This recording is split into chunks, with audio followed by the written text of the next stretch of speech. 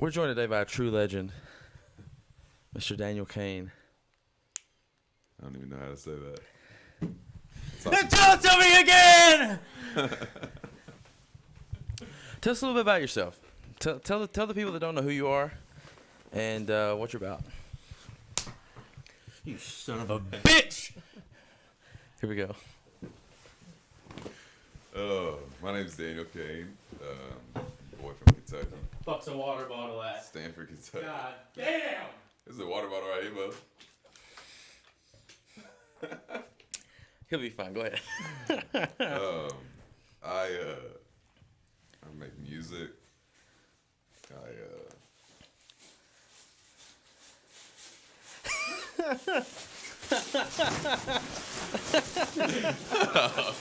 Oh, fuck. Well, all right. Sorry, we like to start every episode this way. Oh my god. Yeah. I'm gonna wake myself up. Bro, I saw that. He about got you. He really about got you right there. Really did. Damn. You fucking got him. Really got you. What were we talking about? Actually, we were talking about how many times a week that Daniel poops. We were just trying to make Quite sure that you're I'm a regular regulated. person. I might be a hyper regular. Do you take like Activia or anything, or you kind of just freebase it? Oh shit! What the hell was Sometimes, that, bro? no means am I a cigarette smoker, but cigarette and a coffee you want to like rocket engine your day. It's a good way to start it. Keeps you going, huh? Oh yeah, keeps me regular. I like fiber in my diet. What you been working on? What you up to these days? Oh man. Oh shit. Wait, what'd you ask him when I left? What'd you ask him? How many shits a day I take? Is that really what he asked? No, we were talking about who he is and what he does. But I just want to say, I'm an enigma. I'm a conundrum. I'm a human being. But most I'm importantly, an enema of the he state. is regular. I am regular, hyper regular. I'm a regular folk from Kentucky. I'm gonna fly over, fly on the wall. I guess that's Wait, what'd you ask? Did you really ask him about him shitting? Yeah, no. He asked me how many times I beat my dick. Well, the first question I was gone for 2 seconds. The first question and you ask our guest how many times he beats his dick. Man, I was just curious. I'm a lefty too. I heard it's big, man. I'm sorry. I've been talking to some people, man. I've been in some circles. Oh yeah. And we've been chatting about it. I'm gonna be honest. I'm not in these circles. I'm not in these circles. No, he's not in them because he runs them. Actually, that is not the truth. Some great dudes. I'm a fan of these circles, but I'm not in these circles. So, what do you do? Where are you from? So I'm from Stanford, Kentucky, little tiny town, central Kentucky, and I write and play music. What would you describe your music as? I would say, well, I've put out music under what would be considered different genres. Mm-hmm. So, yeah, man. My interests and my music that's been out under my own name has spanned from hip hop to like outlaw acoustic country. Mm-hmm. Yeah. Mm-hmm. You should just blend that, and you should just make like outlaw country rap. I've thought about it. Here's the thing, I brought it up to him. Oh, really? Yep. And here's what I've actually said to him before is, like, and I had a guy in Nashville who I would say is like one of the music row cats talked to me, and he was like, "We want you to start writing for us." And I was like, my issue with that is a lot of the country rap that comes out is from things that I think are taking away from the culture of actual hip hop.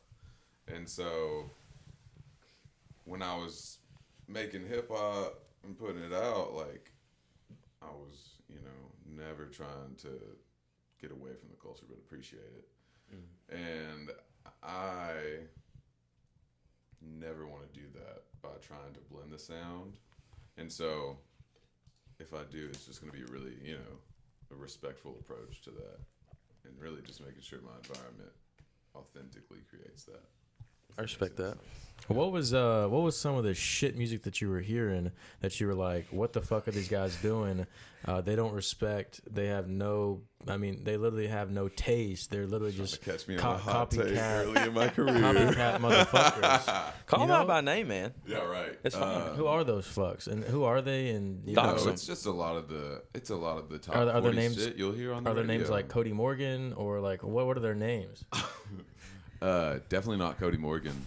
Oh my God. Definitely not. Son of a Cody bitch. Morgan. I don't want to say anything by names. That'll get you pooping right there. You know, I'm not trying to enter a lot of conflict outside of what my songs might say. I'll say it like that. I'll save it for the music. No, we've had those conversations off air. Yeah, off air. You know who the hell I'm talking about. Mm-hmm. And if the shoe fits, fucking wear it. That's right. You fucking bitch. You fucking pussy. We're coming for your neck and your career. Mainly trying to get that fucking neck. Bitch. Fucking take your bitch. Stupid fuck.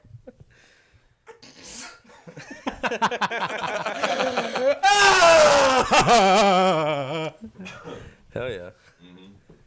Whatever, man. It's whatever, man. It's all whatever. We're just all nipping at the heels of the bag, for real.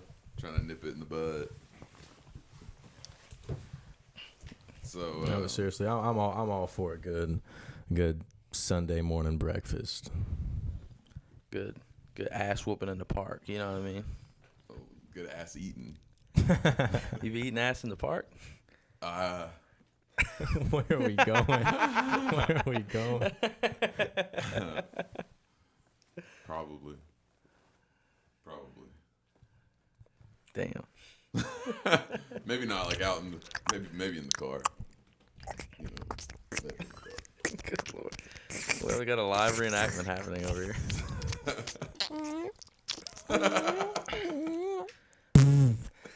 Man, you believe in aliens? Yes. Oh, let's get into it. All right, what do you believe? What's your beliefs? Where are you standing? I believe there's intelligent life outside of Earth. What about this room? Potentially. Have you ever seen anything that makes you believe more? I mean, the more that the Pentagon keeps declassifying shit that is like straight up, they're like, yeah, it's UFOs. That's pretty good evidence. I've seen some UFOs. Joe Rogan podcast makes me want to believe. Yep. Yeah. I've seen some shit in my real life, my personal life. What you seen? I've had like I've seen a UFO when I was a kid. I've had a few experiences. Okay, probings. Yeah, no, those have been all human. Trust me. Yeah, those don't have anything to do with aliens. Like I said, great guys. Those don't have any. Told you I'm in a lot of circles. Anyway, one time, Wes and I played in Cincinnati, and we were coming back, and had been a wreck on the interstate. So the GPS is like, here's a route that's like 8 minutes faster. So we're like sure. Ways. Yeah, so then it ended up taking us 3 hours to get home instead of an hour and 20 because it took us on some weird like back road. And so when we're on this back road, I noticed out of the corner of my eye like this flash. And I was like, oh, it's one of those like cell phone towers. Yeah. You know what I mean? So then we drove like a few more miles and I saw it again. And I was like, oh, that's weird. And then I looked, and in the clouds, I could see these, like, orange lights, and they would, like, explode almost, like, in the clouds. So I put my hat down because I was like, I'm hallucinating. I'm tired. And I didn't want to tell Wes because I was like, if I tell Wes and he sees it, I'm going to freak out because we're stuck out here, no cell service. It's like, what are we going to do? And so, yeah, just the whole ride home, every time I would look up just in the clouds, I would just see these orange lights. Are you thinking of heat lightning? It was like, it wasn't lightning, though. It was like super orange. Oh, shit. And it was like in the clouds. It wasn't like in the sky. It was like in the clouds. It was very strange. Sure it wasn't heat lightning? I don't know, man. Have you ever heard of heat lightning? I know what heat lightning is, but it's usually not like super orange. No, that's true. But I've seen purple lightning straight up in the sky, like a lightning storm that was purple. I mean, possibly, but like it hadn't been storming or anything. I mean, if it looks like lightning, you'd know. If it don't, then it didn't look like lightning. It literally just looked like. Wild. When I was like 6 years old, I saw what I thought at first was like a hot air balloon. And then the closer I got to it, I just realized that's not what it was. and it literally start. It was like this white weird mass up in the sky, and it just would stay right here, and then it would just like could side shift. You good, bro? you getting it? You getting it off or what's up, bro? Come on, what is happening, bro? Shit, Right to you, bro. Oh. I can feel the warmth of your balls on my back. Oh, I can feel it in my plums. Oh my god. I said I can feel it in my plums, man. Dude, this dog is so realistic right beside me. It's so nice. His name is Gunther. Gunther took my money, cuz. No, Gunther's a good guy. Gunther's got my dog. He was in jail a couple years ago, but he got out. He's doing good now. Oh, word. Yeah. So has anybody asked you all any questions yet? Ask away. I will answer. Okay. Bro, I'm gonna sell your car on Craigslist. I really am.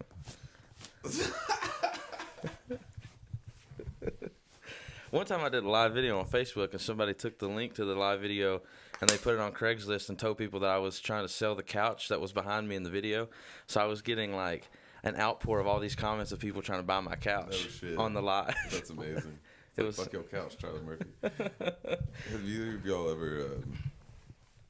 You don't have to publicly admit, but if you feel like it, have either of y'all ever taken psychedelics? No. No. I've never even smoked marijuana. Word. So I've not gotten past that. Really? You've never smoked weed? No. A lot of people think I'm a pothead, but I have never smoked. I mean, I believe it if you say you never have. There's a lot of people that haven't. But it is pretty common amongst musicians. Yeah. I drink occasionally. Yeah. But I've never even like done that. So yeah. I'm not expanded or explored very much. I mean, I don't think you need to. If you want to do it, you do it. And if you don't, you don't. It's whatever. Exactly. Fuck that. Give in to peer pressure. Always do drugs. And if you don't fucking do drugs, you're a fucking pussy and you're a fucking bitch. End of fucking story. Exactly. If you're watching from home and you're below the age of 18, take the drugs.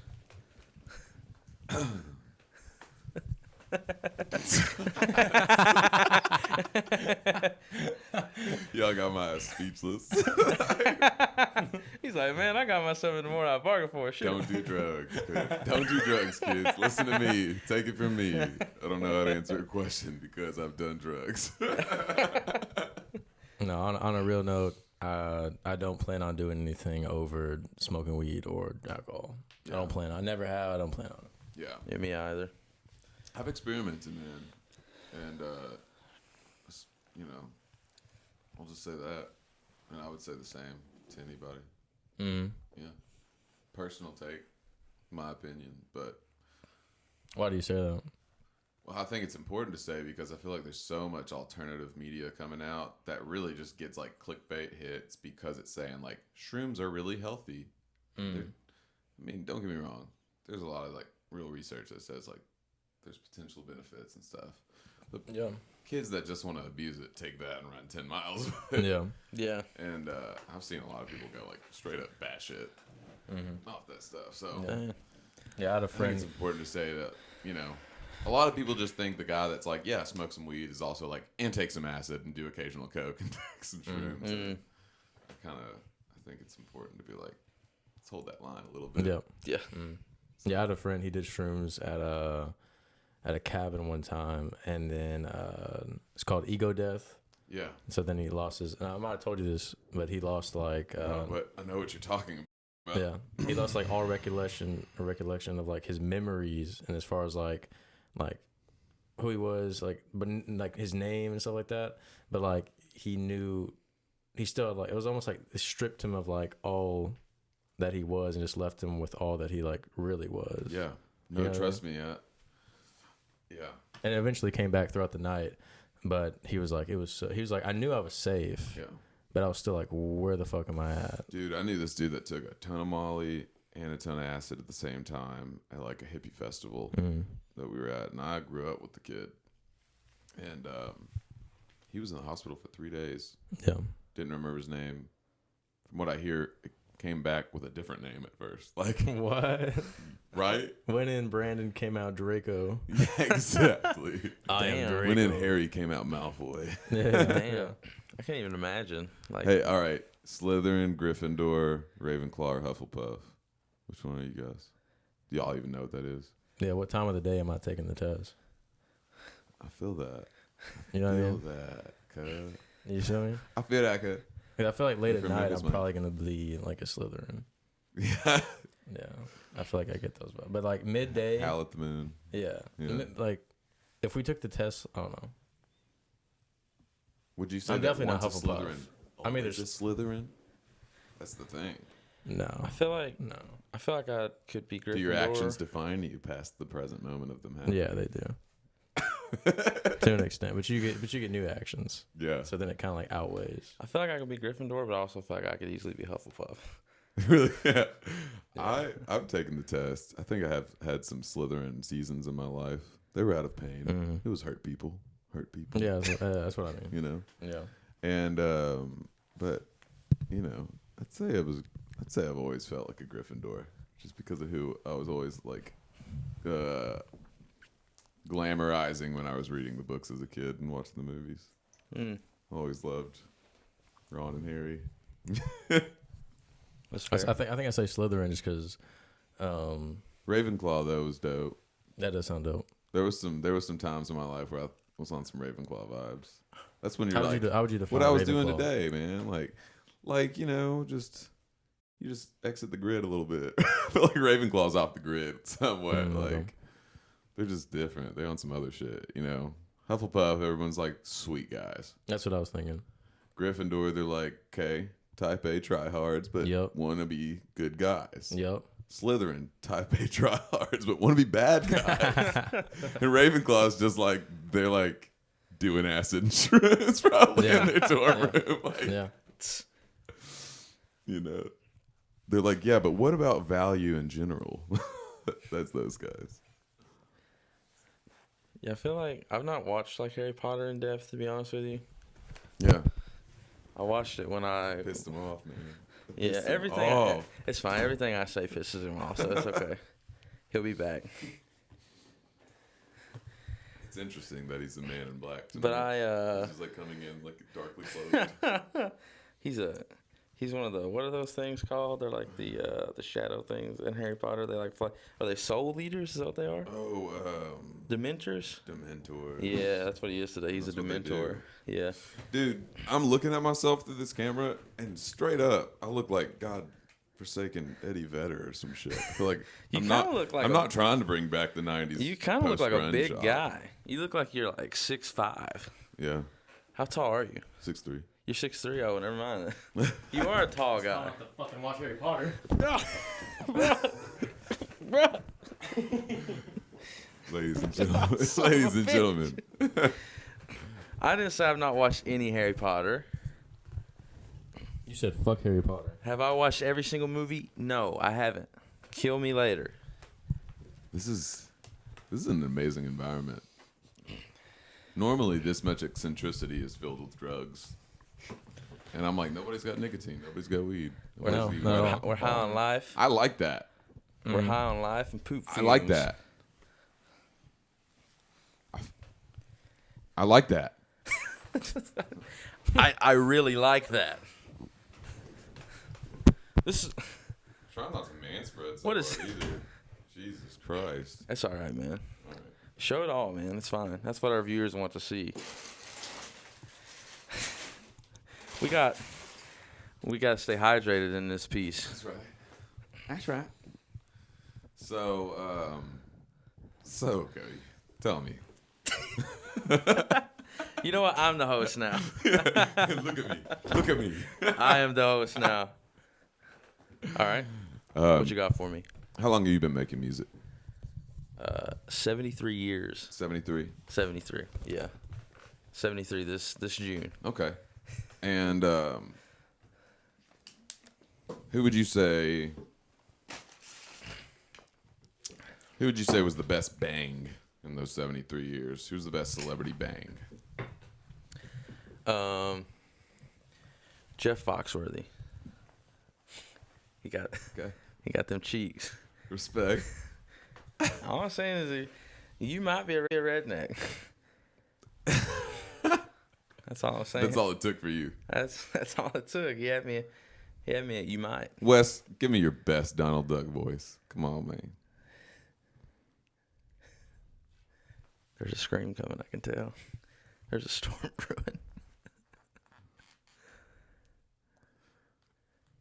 Fly me to the moon, let me play amongst the stars. Unexpected. I thought there was a scream, but there was a croon happened right there. There was a croon. There's a time crooning. and place for a croon. We're crooning and blooming. Wes, what do you think about aliens?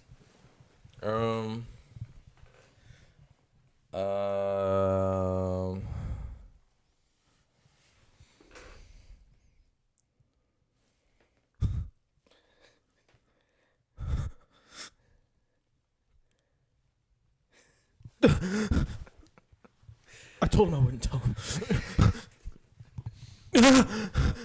Please don't do it.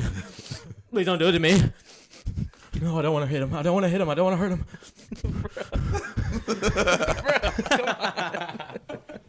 No, it's like I have like a couple different ideas. Most of them are true, just because like I've been around for eons and millennia. Yeah. Shape-shifting reptilian king emperor. Yeah. It seems like a lot of the stories that I see, as far as like just like stories in general that are like shown or shared. How close are they getting to figuring you out? They're zero, absolutely zero. There's no chance. But I don't know. I feel like we might see aliens sooner than we anticipate. no, but I feel like and my bad to cut you off, but I intentionally did it. If I'm being honest, I feel like I'm looking at one. but My I bad feel if I like cut you off. it could be Yeah. I figured this podcast out. I'm in the goddamn shit. no, but I feel like I see a lot of stuff where it's like little gray people discs, and then they almost seem like they're like robotic in a sense. I'm like, you're all people, like everyone else. But then again, it's like I've seen stuff where it's like they could be like interdimensional, almost kind of like psychedelic beings that you only see when like you go into like that kind of space. I mean, I don't know. I feel like there's couple different ways to look at it. So like logically, and like it's like if the universe is ever expanding, there's gonna be like microbes or like bacteria on like some planets, and like there's life, and you call that aliens. But then there's like I feel like there's like three stories. There's like interdimensional. So like psychedelic beings that you get through like a psychedelic portal of being, and then like there's like the gray people or whatever, which kind of look like futuristic humans that are almost kind of like drones or like robots. Yeah. And then there's like the third, which is like, okay, logically, if the universe is this large, there's going to be like bacteria somewhere. Well, So then like you know they've what I already mean? found like Yeah. they think are like fungal spores on Mars. Yeah. It's like as far as like I feel like those are like the three stories most people kind of gravitate towards. Yeah. My thought with that, straight up, is like my understanding of space and time is that you can see the future if you look far enough through a telescope, because they say it takes time for light to travel. Yeah, there's If you see a supernova happening, it already happened. Yep. And so my thing is like every time is really not linear. It's just our perception of where we are in the universe in that explosion or expansion Yeah. of ever expanse, if that's the understanding. So my thought is, if that's the case, they could be looking right back at us, you know, and we're already dead.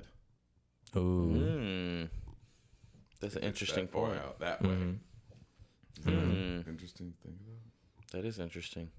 Also, something kind of weird is like if like you do like the like TV standard of like time travel or whatever. It's like, do you go back in time? Because essentially you'd have to go like back in time or forward in time, but also geographically. Because like if the Earth is always moving and rotating around the sun, then like it's moving through space. So then if you wanted to go back in time, you'd have to like go back in time, but then also pinpoint where the Earth was like geographically in the universe. Or you would just go back in time to like a black hole. Right. You know what I mean? Right. Or in the like fast forward into like just like dead space, and then you're just And like, then there might be infinite dimensions in that way. yup. Yeah. Do you believe in the multiverse? Yeah. I think so. I feel like I believe in most things. I'm a sucker for believing in shit. My thing is, Like what? if logic and pragmatics can get you there, then there's a good chance I'm going to be like, as far as my mind can understand things on the collective with someone else, then if it's possible, like spin theory, if it's theoretically sound, then What's it's probably spin gonna be- theory? Yeah, I was gonna say, what is spin theory? I don't know what that is. It has to do with Spinning. the shit that it's like, I know it's like a tie-in of like quantum physics and space and time and Because I've heard of string theory. I haven't heard of spin theory. sorry, I might be thinking of string theory. That really might be what I'm trying to think about. But Okay. I'm Are you just trying to talking say, like, that's what I mean as far as I can even understand it. Yeah. Mhm. But then that could be sophistry, you know? Someone can just talk you in circles till you're like, yeah, I believe it. I mean, that's how That's true too. are you buying, are you selling? You know what I mean? And I'm always trading. Always. Always. Yeah, I feel like I like that. the world's just like so crazy that I'm kind of like anything could be real until proven not. So it's kind of just like, I don't know. Bigfoot might be real, it might not be real, but also like there's so many crazy things that we know about existing. So it's like, why not? Dude, Tyler All the Creator other used to say, shit. I'm a fucking table. And I used to Oh, I love remember that. that. And now I Yeah. like kind of get what he's getting at. It's like that. It's a lot like that. It's like, Yeah, like we already see so much crazy shit day to day that like we know is real. So it's like, there's not really that much crazier to believe like all the other shit could be real. right. What do you think he means by I'm a table? To me, it's everything's as real as your belief. Yep. Mm-hmm. I think he just really is a table. I do too, because he thinks it. It's like the I think, therefore I am. Yeah, when he goes to Like bed at that's night, manifestation. You know, Mhm. it's he's like one of those like folding tables. So when he goes to bed, he just folds up. collapses. Yeah. What was that? Jaden Smith dates a table.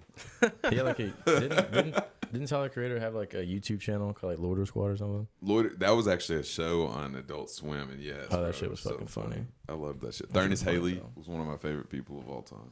Hmm. I used to love that shit. Did y'all ever see the Thurnis Haley skits where he was a golfer? Yeah, that was Yeah. absolutely hilarious. Yeah. That was so fucking. I wish we had like a TV because we'd put that up right now. That shit is funny as hell. Run that shit, Jamie. Yeah, no. Hey, pull that shit Hey, up. hey, Jamie, come on. Hey, Jamie, can you pull that up? Pull it up real quick. Yeah, we just need to put a guy in the corner over there, and we just throw shit at him, Yeah. and then be like, look this up. And if he You doesn't- all are like, seriously, this is a magical moment because I've had buddies I've talked about wanting to do podcasts with, Mm-hmm. whether it was me running the show or whatever. Yeah. And but I've always wanted to be like in this kind of free form. Mm-hmm. That's what's so fun about it. Like, Because feel definitely like this one. Because I feel like obviously it's like I'll fuck around, do some random shit, but then like that is like just me. You know what I Yeah. mean? Because I can go from doing that to then like literally like back to ground zero and like, all right, let's Absolutely. let's talk. You know what I mean? Yep. I love that. That is kind of interesting. Because then it's like, I mean, obviously it's just fun to be in, but then Yeah. like, you think of like what you can do with the video. It's like, oh, you can take clips off, and then they take the clips, they go from the clips and they go to the video and they're like, oh, they can do this with their actual real people too. You know what I mean? Absolutely. So like, it's cool with that, but also it's just cool to do it Yeah. too. And also this can not just be like a one-time thing. Like, It's like a box of anarchy, yeah. but like in the positive way of anarchy. Mm-hmm. and too, like if you wanted to come back on and just like say we had like us two and then like you and like Austin or just someone else, you know what I mean? Like it doesn't have to just be like a one-time thing. Oh, for sure. You know? Yeah. I love that shit. 'Cause I feel like Joe does that a lot. He'll have like the same people on with like different groups of people, Yeah. or he'll do like what's called like MMA episodes. Oh, yeah. You know what I mean? And he has like, the same kind of Brings people on on. people talk about aliens. Bro, Mhm. have y'all seen the tattoos people are getting of Joe Rogan? I don't think I have. He No. posts them I follow him on Instagram, and he posts like anytime he comes across it, like just these amazing masterpieces of tattoos and hyper detail of like Joe with like one was like him looking like this with like a mic in his hand, but then the brain opens up and it's just like shrooms growing outside of it, and like Yeah. a big doobie right there. Yeah. Do you have any tattoos? I have one on my leg. It's a black and gray mandala. My buddy Trace did it. He's about to sketch up my first merch design. Oh hell yeah! Yep. Where does he live? He lives in Danville, Kentucky. Not far. He's a tattoo artist. He was my childhood best friend growing up, and he's still brother. Yep. I told him. He told me when he was 12 years old. He said, "I think I know what I'm gonna do with my life. I'm gonna cover my body in tattoos and be a tattoo artist and just like be an artist." I said, "Awesome. Well, I'll let you give me my first tattoo." And then 2 days before I'd moved to Nashville, before I moved here, I like hit him up. I was like, "I gotta get that." So he put that on me. I haven't got one since. Can I see it real quick? Yeah. Do you all have any?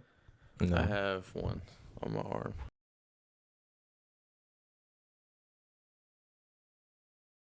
And we're back. We are. And we're back.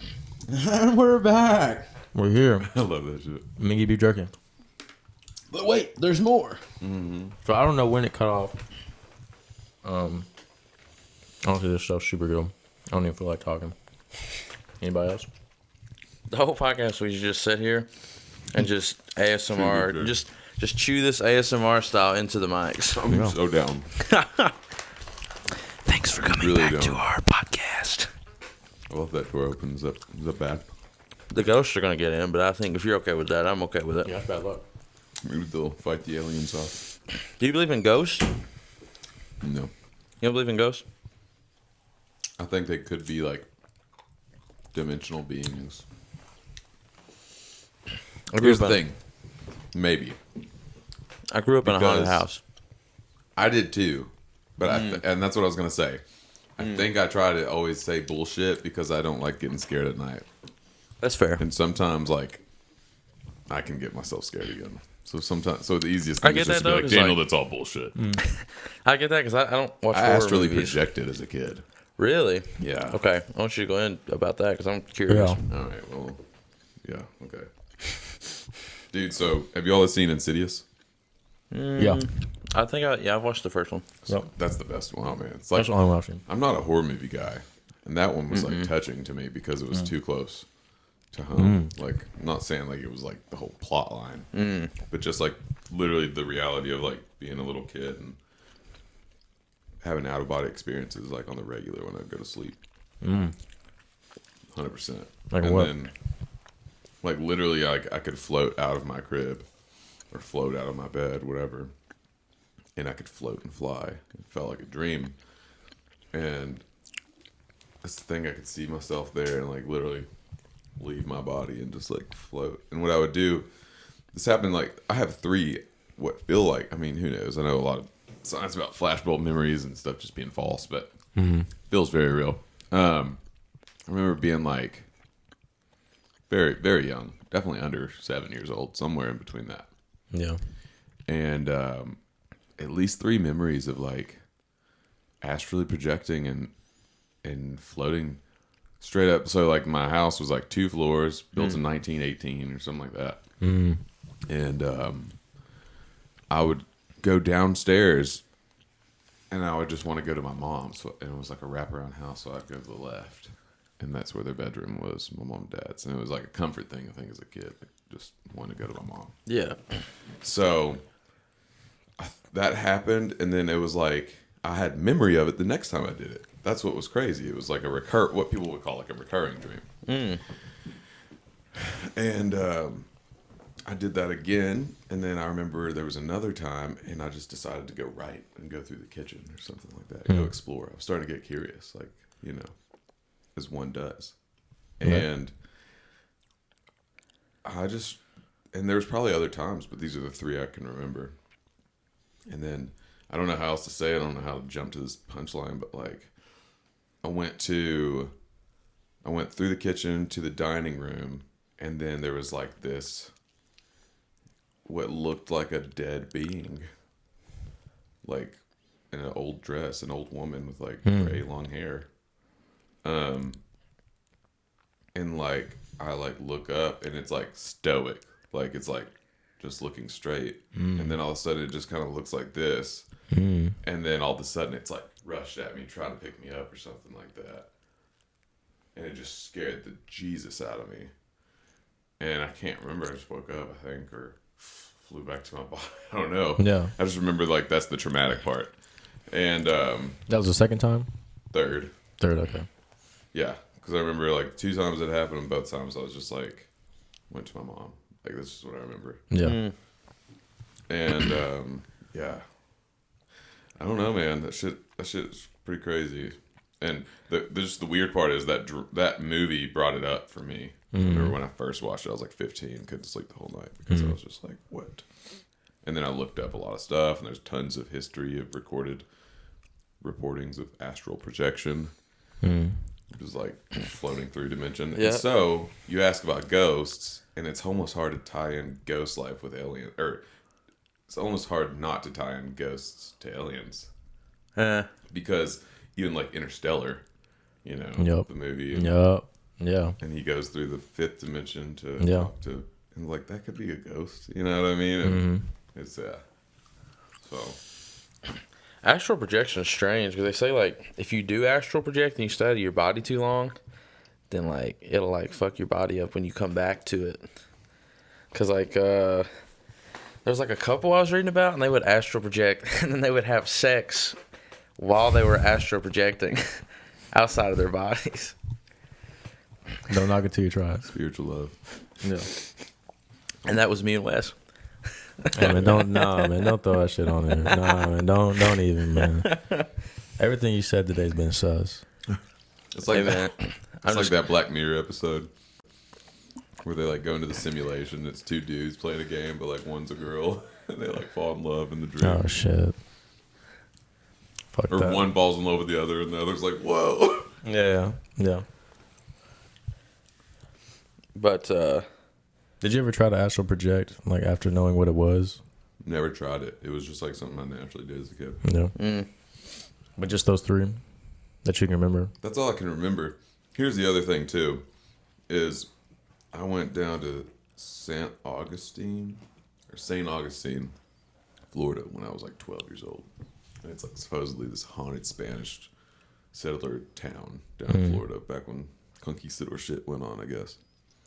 Like there's an old Spanish fort there still that's still like preserved and everything. And I remember we were as a family going to go to this ghost tour or something. I already hated the idea.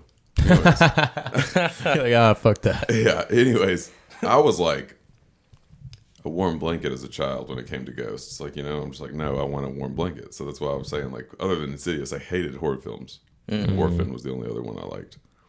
And because it was, again, kind of more like a thriller. But Yeah. anyways, and we go to do this ghost tour, and I remember this guy's like, so, first off, have any of y'all seen ghosts before? And then the last person I'd ever expected, because the one who would comfort me was my mom, and she just comes forward, she was like, our house is haunted. I just like looked at her. Oh and I my was like, gosh. oh, she tells these stories, and she's like, yeah, you're old enough now. Says it to me like that. And she told them 2 stories. My mom's not a bullshitter. She's just not. And she's just too, honestly, innocently naive to even be a bullshitter. Love her to death. It's just, she's a debutante. You know what I mean? That's who she is. First time I ever smoked weed, she picked me up in high school. She didn't realize what the smell was. She just went, you smell funny. Oh shit. So, anyway, she tells the story, and she said that my sister Amanda, I had 2 older sisters. She said that my sister Amanda saw a ghost because Andrea was out of town with her friend or something growing up, and Amanda kept saying she saw Andrea to my mom, and my mom was like, Andrea's not here. Yeah. And then Amanda was young enough that she didn't want to scare her, but Amanda apparently reported it as like the lady in a pink dress. Weird. And then around the same time, I'm like a toddler at the time in my life. My baby monitor went off one night, and my mom went upstairs, and I had night lights and like a humidifier or something like that because I got bad allergies because our house literally had a huge like rotten hole in my ceiling. It would literally rain and we had a bucket. That's how we grew up for a little while growing up. And anyways, I think I would get terrible allergies. But anyway, so one of those things was plugged in. Baby monitor goes off. She runs upstairs. She said she turns the light on. I'm still peacefully asleep. And everything's unplugged from this power plug outlet. There's plug protectors in there, like little plastic sheet casing things. Yeah. And it's charred up the wall. And so my mom took it as she really believes in like angels and things like that. And so she took it as a guardian angel. Was like watching over me. But at the same time, it's like, that's kind of haunted. Yeah. You know what I mean? Like, the other time is me and my sister would have to babysit me a lot. Mm-hmm. And I remember we were upstairs in the den, which was like our little TV room up there at the time, playroom for kids and stuff like that. And I remember one time we're like, probably watched some scary movie, and we're like, heard something about ghosts or something. Mm. And I remember we're like, if there's a ghost in here, turn the TV off. Mm. And then the TV out of nowhere just starts changing channels like 12 times, and then it flips off. Mm. And I thought it was Amanda, like with a remote, like, and I was like, whatever. And then I look over at Amanda, and she's like, and then we both look over, and the remote's just sitting on the couch over there. Mm. And that freaked us out really bad as a kid. Mm. It was like, holy shit, maybe you shouldn't taunt shit. Dang. I remember one time when I was little, it was like a little bit of like a ghost story. I used to go to my cousin's house like every weekend, hang out there. And there was like, I had like guy cousins, girl cousins. I'd just go over there and we'd all just like hang out and shit. And like all of them were older than me. And like we were always like interested in like ghosts and stuff like that. Cause like they lived on like, kind of like out of the way, not a farm, but like they lived out in the country. And I remember that they fucked with me on this one occasion, and they led me through a damn goose hunt, like the entire day. My cousin, he burnt a piece of paper and then wrote something on it and then hid it in like the barn. And then we were like climbing around the barn, and I found it. And then they were like 5-star actors that day. And they were like, oh my God, what is this? And I forget what it was. All I remember was like, I found the paper in the barn. There's like a graveyard that was like, maybe like, like, yeah, but it was like so in depth. And like, as a kid, like they really thought it through, but it was crazy. Cause like they had no malintent. Like it was all just like fun and games. And at the end I was like, dang, they got me. But the whole time it was like playful, and they were like not like bullying or anything. Like they were just having fun with it. Fun, yeah. But it led me from the barn, and I thought it was leading them to, but it was like the barn back to the house. Found a note there that then was like go to the graveyard or something. And then there's something at the graveyard, but that was a interesting day. Yeah. But then after that, I was like, ghosts ain't fucking real. My uncle and my cousin hustled me out of my money once when I was like 11. Oh, what the fuck? They were messing with me in the same way. They gave me my money back. But I had I was probably being dumb with my money and needed to be taught a lesson as a kid. I like had probably 11 ones to my name. Thought I was rich because I had a lot of money. I was like pulling it out when I got there. Look, I got money. Like something stupid. And immediately they're like, have you been to our secret room? Have you been to the secret clubhouse? Mm. And they're like, you got to give me all the money if you want to see where it is. Ooh. And I was like, what? And they're like, yeah, there's like PS2s in there. Shit, we got GameCubes and shit. Yeah, what's your favorite game? It's in there. I mean, it's just right like there. That, bro. And then they took me to like literally like the dryer vent outside and was like, yeah, it's in there.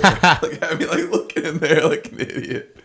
Took my money in, and then I started to finally realize what was going on. I was like, give me my money back. And they're like, no you refunds. Agreed. You gave me the money. Yeah, no freebies, no refunds. Yeah, exactly.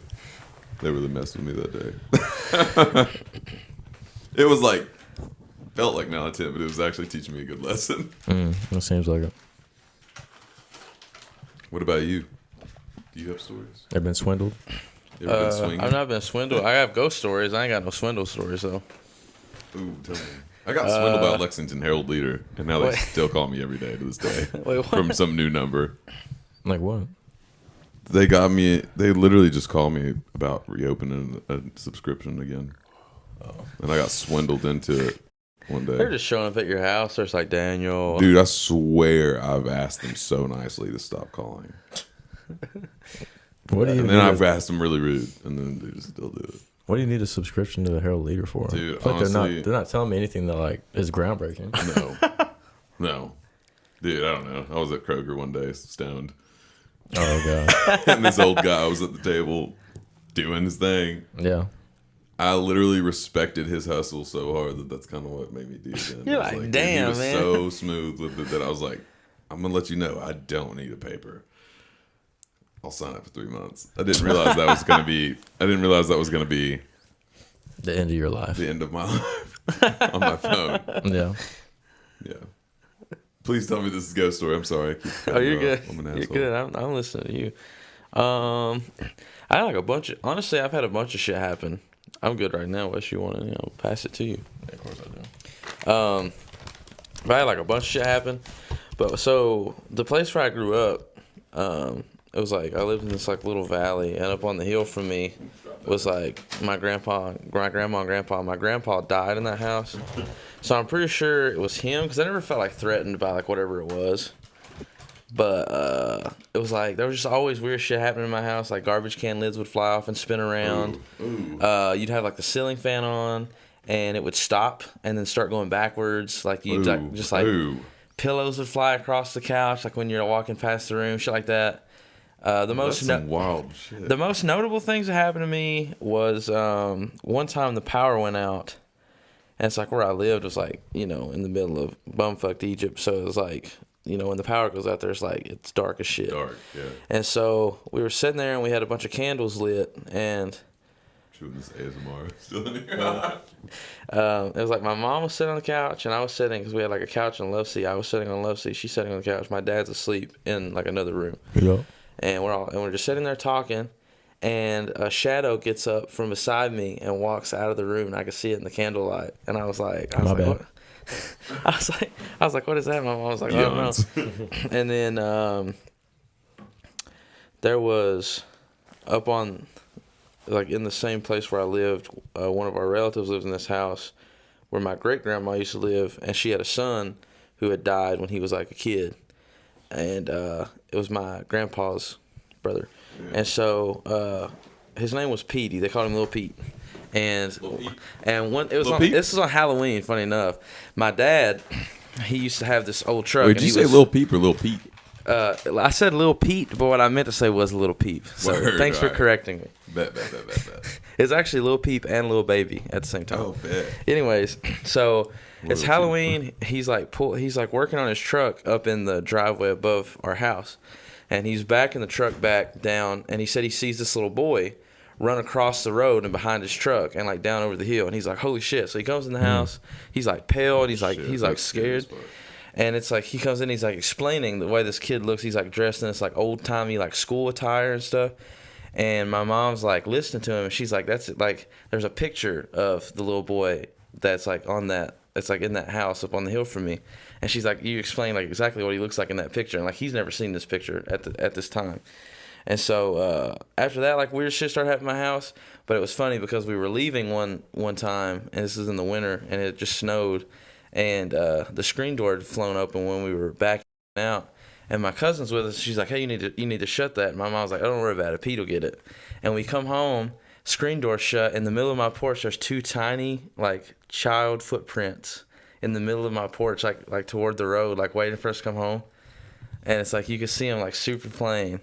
And yeah, it was just shit like that would always happen. And then like That's scary. one time we got a picture. And it was like in the picture, it's like everything was clear except for right in the middle, and you could see like a fog, and you could see like skulls in it and like screaming faces, and there was like a lady, and she was holding a baby, and there was a man with a gun to her head, and you could see it all clear as day. I promise you. And I have it on on an old computer at my house, but No. Yeah, I gotta see that. Dude, I gotta see okay. it. See, there's more stories that reminded me of actually. oh really? So both my sisters. Actually, preliminary question: have y'all ever messed with a Ouija board? No, I'm good. No, I would. Dude, I've done it no, never will again. Well, hold on real quick. Cause I feel like I don't get scared of ghosts because I feel like These were demons. but I feel like I'm above that. Yeah. Like I feel like as human beings we all have a soul, and I feel like the only reason people get scared is because they don't believe that their soul is stronger than the evil that's out there. That's beautiful. And so I feel like, and just like I feel like I got angels around me. And so like whenever people talk about ghosts, or like whenever I'm like in those kind of situations, I'm like, they need to be afraid of me, because no, like real shit. Like I like that. They're the darkness, and I'm the bright light walking through. You know what I mean? Like You clear the path. exactly. Like they need to be afraid that I don't touch them. You know what I mean? And release them of their. I like that. You know. Yeah. I like that. That's nice. Encouraging. Little tangent, but that's why I'm not afraid of the dark anymore. It makes me want to fight them. Yeah. Makes me wanna be like, come on. All right. We're the Ghostbusters. But what were you It's been saying? decided.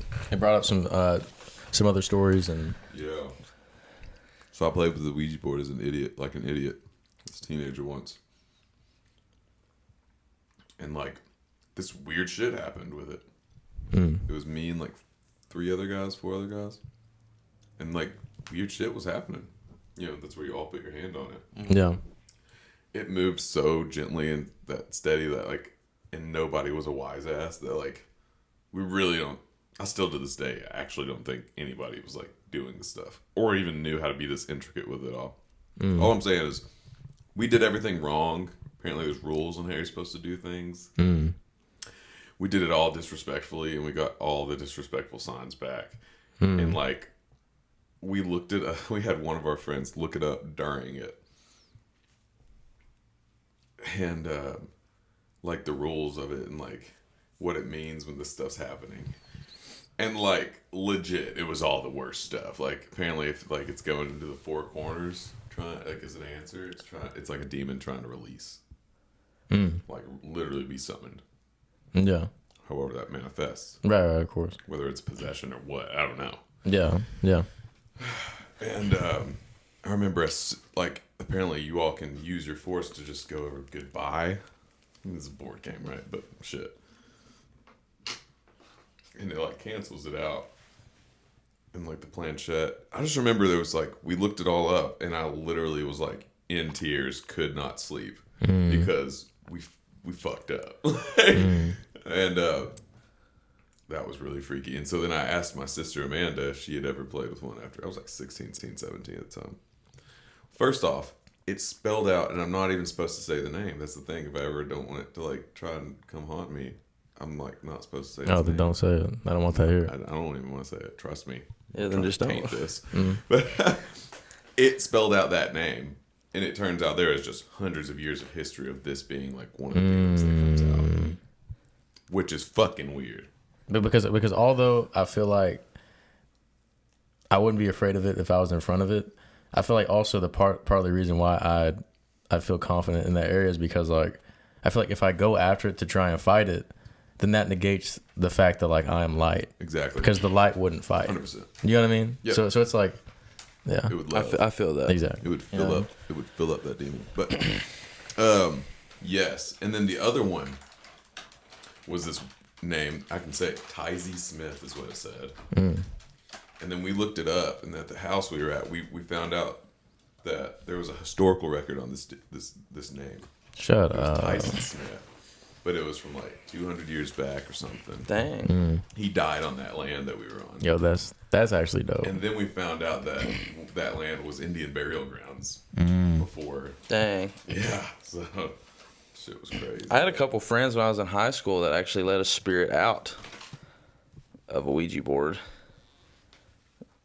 Do tell. Might spill some. I mean, I was there because like I don't really like get around that stuff, but they just said that because where my friend lived, he was the drummer in my old band actually when I was in high school, and they had like this old abandoned like hotel from like the 1800s that was like right beside of his house. And they would go there at night. They would play with the Ouija board there, and they'd already found like some like Wiccan stuff and like books of spells and stuff and shit. So they would go there. Where'd they find that out? Huh? Where'd they find it? It was like if you went upstairs, they said there was this old room that was kind of like a library almost. You had to like climb up because the stairs were like broken. But they said you could go up there and there was like a library, and they What was found this place that they're at? so it's a place in Hazard called Krypton, and it's like this just tiny little like community, and there's like a fire department there, and like just some people live there, and there was like an old like abandoned building, and it used to be like a hotel back in like the 1800s, like a I don't know if that's what they would have called it then, but it's like a place you could stay. Probably like a bar and tavern, like you can sleep Yeah, there like and shit. and it's like I had like a hostel upstairs or whatever. Yeah. And yeah, so they said like there was like a library up there, and they went and they found this book, and it had like a bunch of like spells and like straight up Wiccan shit. yeah, and so they kept it, of course. So I'm like, That's actually kind of fucking dope. so that yeah, is they used to wild. go over there and they would do like they would play with Ouija boards there, and they said there was a, I don't know for sure like the details of it. They just said there was a spirit, and it pretty much just kept asking to be like released, and they let it out, and they said like the little thing was spinning around, and like cold air was shooting out and under it. And Shut yeah, Bro. so the validity of this story I don't know because I wasn't there, because like I said I'm not trying to that join. just sounds awesome. Bro. So that's what. Okay. This shit's so crazy. So that's the thing. After that night happened too. That's wild. And I asked my sister Amanda, she's the one closest in age to me. I said, "Have you ever messed with a Ouija board? Like, I'm freaked out." And she was like, "Yeah, don't fuck with that shit again." And I'm like, "What?" That didn't help me, make me feel better. And she tells me stories where she's played with one before. Okay, so like, I'll just tell you the freakiest one that she told me Let's do it. was she was with a bunch of her high school hood rat friends that she used to run around with. And they was in one of their friends' garages playing with the Ouija board. And essentially something like that had happened, similar. Mm. And then, but the way it manifested with them was they were all in the garage, nobody in the house. And one of them was just like, I think trying to fuck with it or something like that, and threw a tennis ball like in the garage door down the hallway or something like that. And then like 4 minutes later, it just comes flying back. Oh shit! And then all of a sudden they hear just a big bang, and then another bang, and then all the house lights just start going on and off. And I can't remember who it was. I don't know if Amanda was in there or she decided that was like the time where she's like, "I'm not doing this anymore." And she was like walking back and saw all the lights going off from the outside. I can't remember. But that happened. And then she was with one of them, and she said that she got in the car to go somewhere, and that like it was just her and whoever in their passenger seat. But like, if what felt like a little kid kicking on the back of a car seat was just like yam, just kicking in the back of the seat. Dang, Dude, this is so wild. my mom and dad had a seance when they were young. I don't even know what that means. It's bad. So a seance I is don't know like, what that means. so yeah, a seance is just like when you have a group of people and you all play with a Ouija board and you try to actually summon a spirit. Oh, word. Yeah. So it was my mom. Yeah. So it was my mom and dad, and then their couple friends, and then How old are they?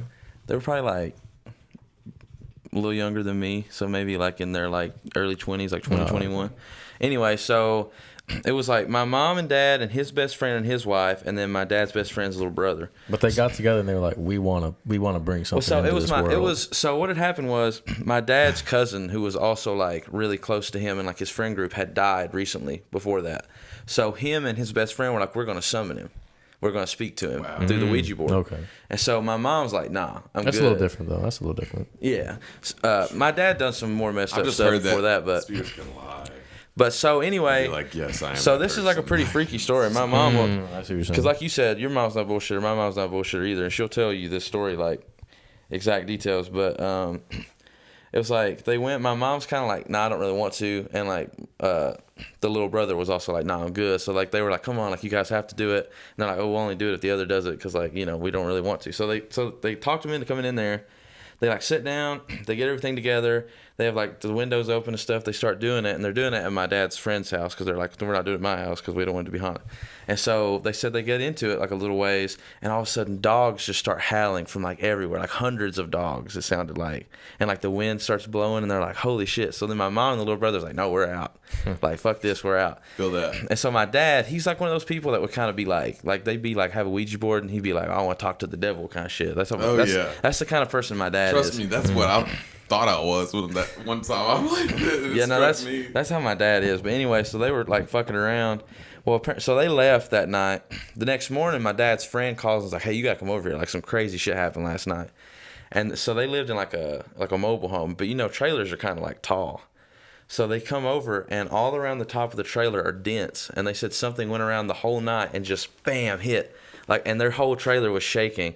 And they went over the next morning, and there was like big ass dents all around the top of the trailer where something walked around the whole night and just was like hitting. And like from then on, like they said their friend's house was like haunted. Like they would like be trying to sleep, and like hands would come out of the closet and shit like that.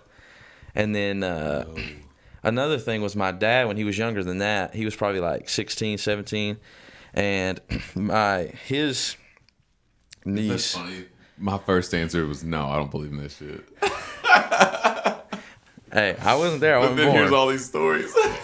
Anyway, so my dad goes to his niece's house, and she is a witch, like a certified, like she got like dog skulls in her house kind of shit. And so he's drunk, and he's like, wait, define witch? Define witch. She like does like spells and shit, and like talks to spirits, and like identifies as like a witch. Yeah, she like performs like rituals and shit. But like I've not been around her much, but yeah. Anyway, so he goes to her house. He's like, I want to talk to the devil. And she's like crying. She's like, please stop. Like, we don't want to do this. And so he's like, nah, like get the Ouija board out. We're going to talk to the devil. And so she's like, fine. So she gets the Ouija board out, and they're like trying to summon the devil. And they said like something started hitting on the floor under them. And so like, oh, that's weird, because they lived in like, you know, like a 1-story house. So they move rooms. Well, when they move rooms, the thing under the floor moves rooms. And it's like hitting under the floor. And they're like, oh shit. So my dad's like, I'm out of here. So they leave, and it's him and the same guy that he had the seance with. And they're walking back home, and they said the whole way home they could hear something in the gravel behind them. Like they'd stop, it stopped. And it's like it followed, because it was like late in the night. And so then they go home. Oh my god. The next day, my dad's kind of like, I'm good, fam. my dad couldn't leave it alone, I guess. And they go to this barn. They used to go there and like drink and smoke and stuff, because like you could get up into like the top loft, but there was no other way up but like the ladder that goes. So it was like him and like 3 or 4 of his friends, and they had this friend that was like really hefty, so they would have him sit on the door so like nobody could push it open. And they said they were like they were doing some shit, and they were talking about it, and they said something started hitting that door that he was sitting on. He was hitting it so hard that it was literally lifting him. And they were like, holy shit. And the way the barn was, it was built, it was like you had like the first level, but then the level they were sitting on was kind of like indentured out over top. And they said you could hear something scratching like around the top. And they literally slept there the whole night, because it did it the whole night. Well, the next morning, as soon as the sun comes up, they literally jump out from the top and take off running, because they're like, holy shit, we got to get out of here. And they said about 2 or 3 days later, they built up the courage, and they go back, and there was hoof prints all around the barn where it had walked. And like apparently he went back to his niece, who's a witch, and she like showed him this book where like it shows like the devil being like this like half man half goat creature. Right. And he was like, holy shit. Like a centaur. So yeah. And then my dad was always like kind of haunted by shit though. Like anytime we'd leave him like home alone, he'd always hear shit or like see shit, like his whole life. My oldest sister told me that. So that's the thing, the extent of haunt to my oldest sister. I remember when I was a teenager, she told me one time, she was like, yeah, for like years of my life, there was like this little boy that would just like run past sometimes out of nowhere. And like she just thought it was an innocent spirit, but a spirit that was like attached to her being. So weird to me. I think it depends, because like where I grew up, it's like I never felt like, you know, negativity. Yeah. So I think it depends. Yeah, because some people have. I felt negativity as a kid. To be honest, like where I feel like I was way too innocent to even have that choice. Because I felt like even when I would I would have dreams where I would be in my bed, and like it was even though I was in the second floor, I thought it was like what felt like a dream, but maybe I was up. You know, it's like kind of hard to tell a lot of times when you're a kid. Yeah. For me, it was. Yeah, I get you. And sometimes today, but it was like basically as if somebody would be like a shadow was always on the outside of these blinds, and you could like see them. And it was like kind of crawling around the windows. Mm. Didn't like that. Yeah, Didn't like that. Didn't like that going on. But yeah, I feel like even when I would like stay home alone, like shit would happen. Like we used to have these like things on the door, where like it was like alarms that you'd set at night, or like in the day, like if you open the door, it would ding. And sometimes like I'd be home by myself, and like I'd be in the bathroom, and I'd hear the front door open and ding, shut. Somebody walk through my house, and out the back door ding and shut. And then I go out, both doors would be locked. Weird. But it's like I never felt like threatened or like like uncomfortable. It just felt like it was like a thing that was just happening and just like chilling. Like an apparition going through a pattern. Yeah, or like I feel like it would just do stuff to mess with me. Like sometimes like an old man, there was a cattle farm there, and went out to feed the cows. Yep. Yeah, like sometimes like I'd be like up, and it would like I'd get hit with like a pair of socks or something. But it wasn't like it was trying to hurt me. It was just kind of like kind of thing. But yeah. Trying to live. It's weird because you talk about your dad want to talk to the devil, because the devil isn't even like the strongest. I was reading where it's like it's not even like supposed to be like the strongest spiritual like darkness. Didn't I tell you about that? It was like because like the devil. Yeah, you were telling me something about how you were archangel or something. Yeah, because it was like because I'm pretty sure because Lucifer is the angel. Or something, I don't know. Well, because Lucifer is like the angel that fell, but the Lucifer isn't the devil, and Lucifer is stronger than the devil. Like I was reading where it's like because like God is like omnipresent and like omniscient. Well, both. It's the same. Oh, but it's like he's all good, all light, all organization. Where it's like he's always in constant battle with chaos itself. So then like the devil and like demons and stuff, like those are just lower tier of like just like this chaotic energy. Kind of like fucking I forgot what movie it was, but I think it was like Odin or someone. It's like one of those like older like Greek movies or whatever the fuck it was. Like Iliad. It was Odyssey or something. It was like Attack of the Titans or something like that. Troy. No, it was definitely after that. It was like early 2000s, but it was like one of the gods was supposed to like inherit like the father god's position, but his position was basically the entire day he just fought off like a giant chaotic beast that was supposed to like eat the planet or something. But that was kind of like what I was reading, like the devil is actually not as strong as like it gets credit for. I mean, and that's why they always say like God's light is so much stronger than the devil's. Like just give in to God's light because the devil is so insignificant. Oh yeah. Yeah, my dad's just a crazy asshole.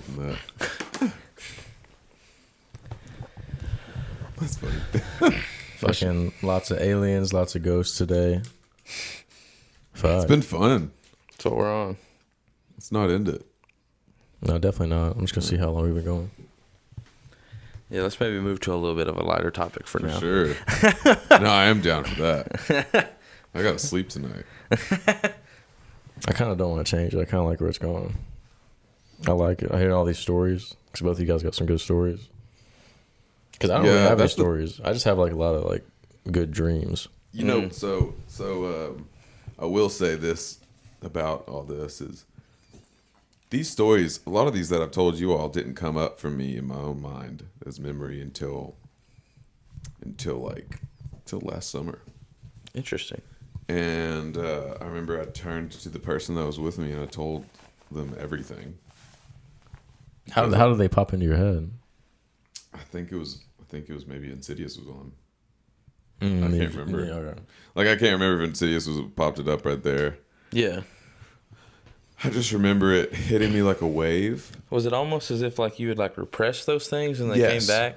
And so what I was gonna say with that is, I felt like I got a little bit of like self-awareness that night, and it shook me a bit to the core because I was just like, man, like I feel like I cling to rationale and logic, and even cynicism sometimes, because the darkness from what feels like a sixth sense about things, like that extra out there that you just can't understand, was so jarring that, especially happened in traumatic as a kid, that it almost might have rebounded me into trying to think like what I was saying, like logic, rationale. You know what I mean? Like if I can see it, I can believe it. Yeah. It's weird that The you. thing is, well, I was just gonna say what the thing is. I realized that night is it made me realize that it was like by believing like that, it was like the lack of faith. It's like kind of like the lack of faith in the light of it all. Yeah.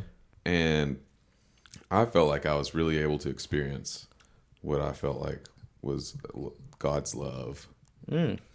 Some higher love that I can't even understand, but just experience. Yep. That next week off some things. And I just remember even feeling like that experience I had with that, thinking that there's no way I would have this if I didn't give myself the chance to feel that fear again that day. Because I remember I talked to my mom the next day about it, and I said, I know this sounds super weird. I just want to make sure I'm not just making this up. She kind of validated. Yeah. No, yeah, I kind of remember you mentioning that stuff, you know. And I was like, well, what's weird is like I feel like I was supposed to feel that night, because I feel like I was supposed to start opening myself up to things that I can't understand being possible. Yeah. You know, that expands my understanding, if anything, in a way. And so then I had those experiences like that next week, and I don't know, I just wanted to share that. Yeah. That's interesting, though. Yeah. Yeah. My mom actually, like, it's funny you talked about, like, seeing the, like, almost like an apparition in your kitchen. My mom had the same experience when she was a kid. She also saw, like, but it was, like, multiple people. She, like, went into the kitchen, and there was just, like, hella dead people everywhere. Yeah. And she was like, what the hell? Stuff's making my hair stand up. Stuff's making my hair stand up. What was the hair on your head? Yeah. It'd be like someone starts yanking my hair from the back. Oh, I hope not. That's Shit. yummy.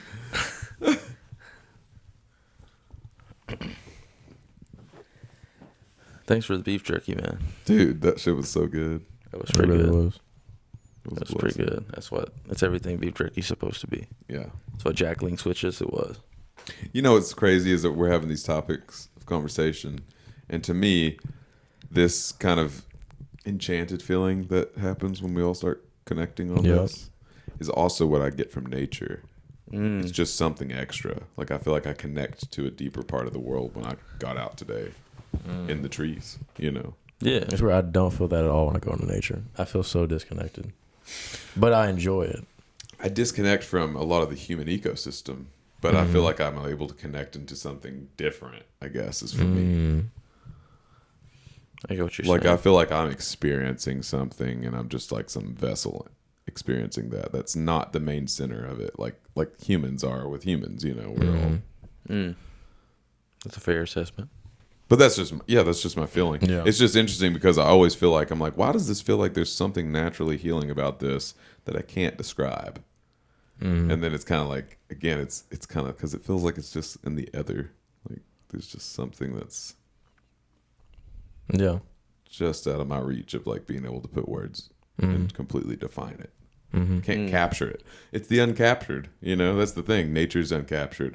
Ghosts are uncaptured. Aliens uncaptured. True that. It's all things that like we can only grasp at for understanding. I feel like every time I go for like a hike or something, like, unless it's like super scenic, I never feel that way.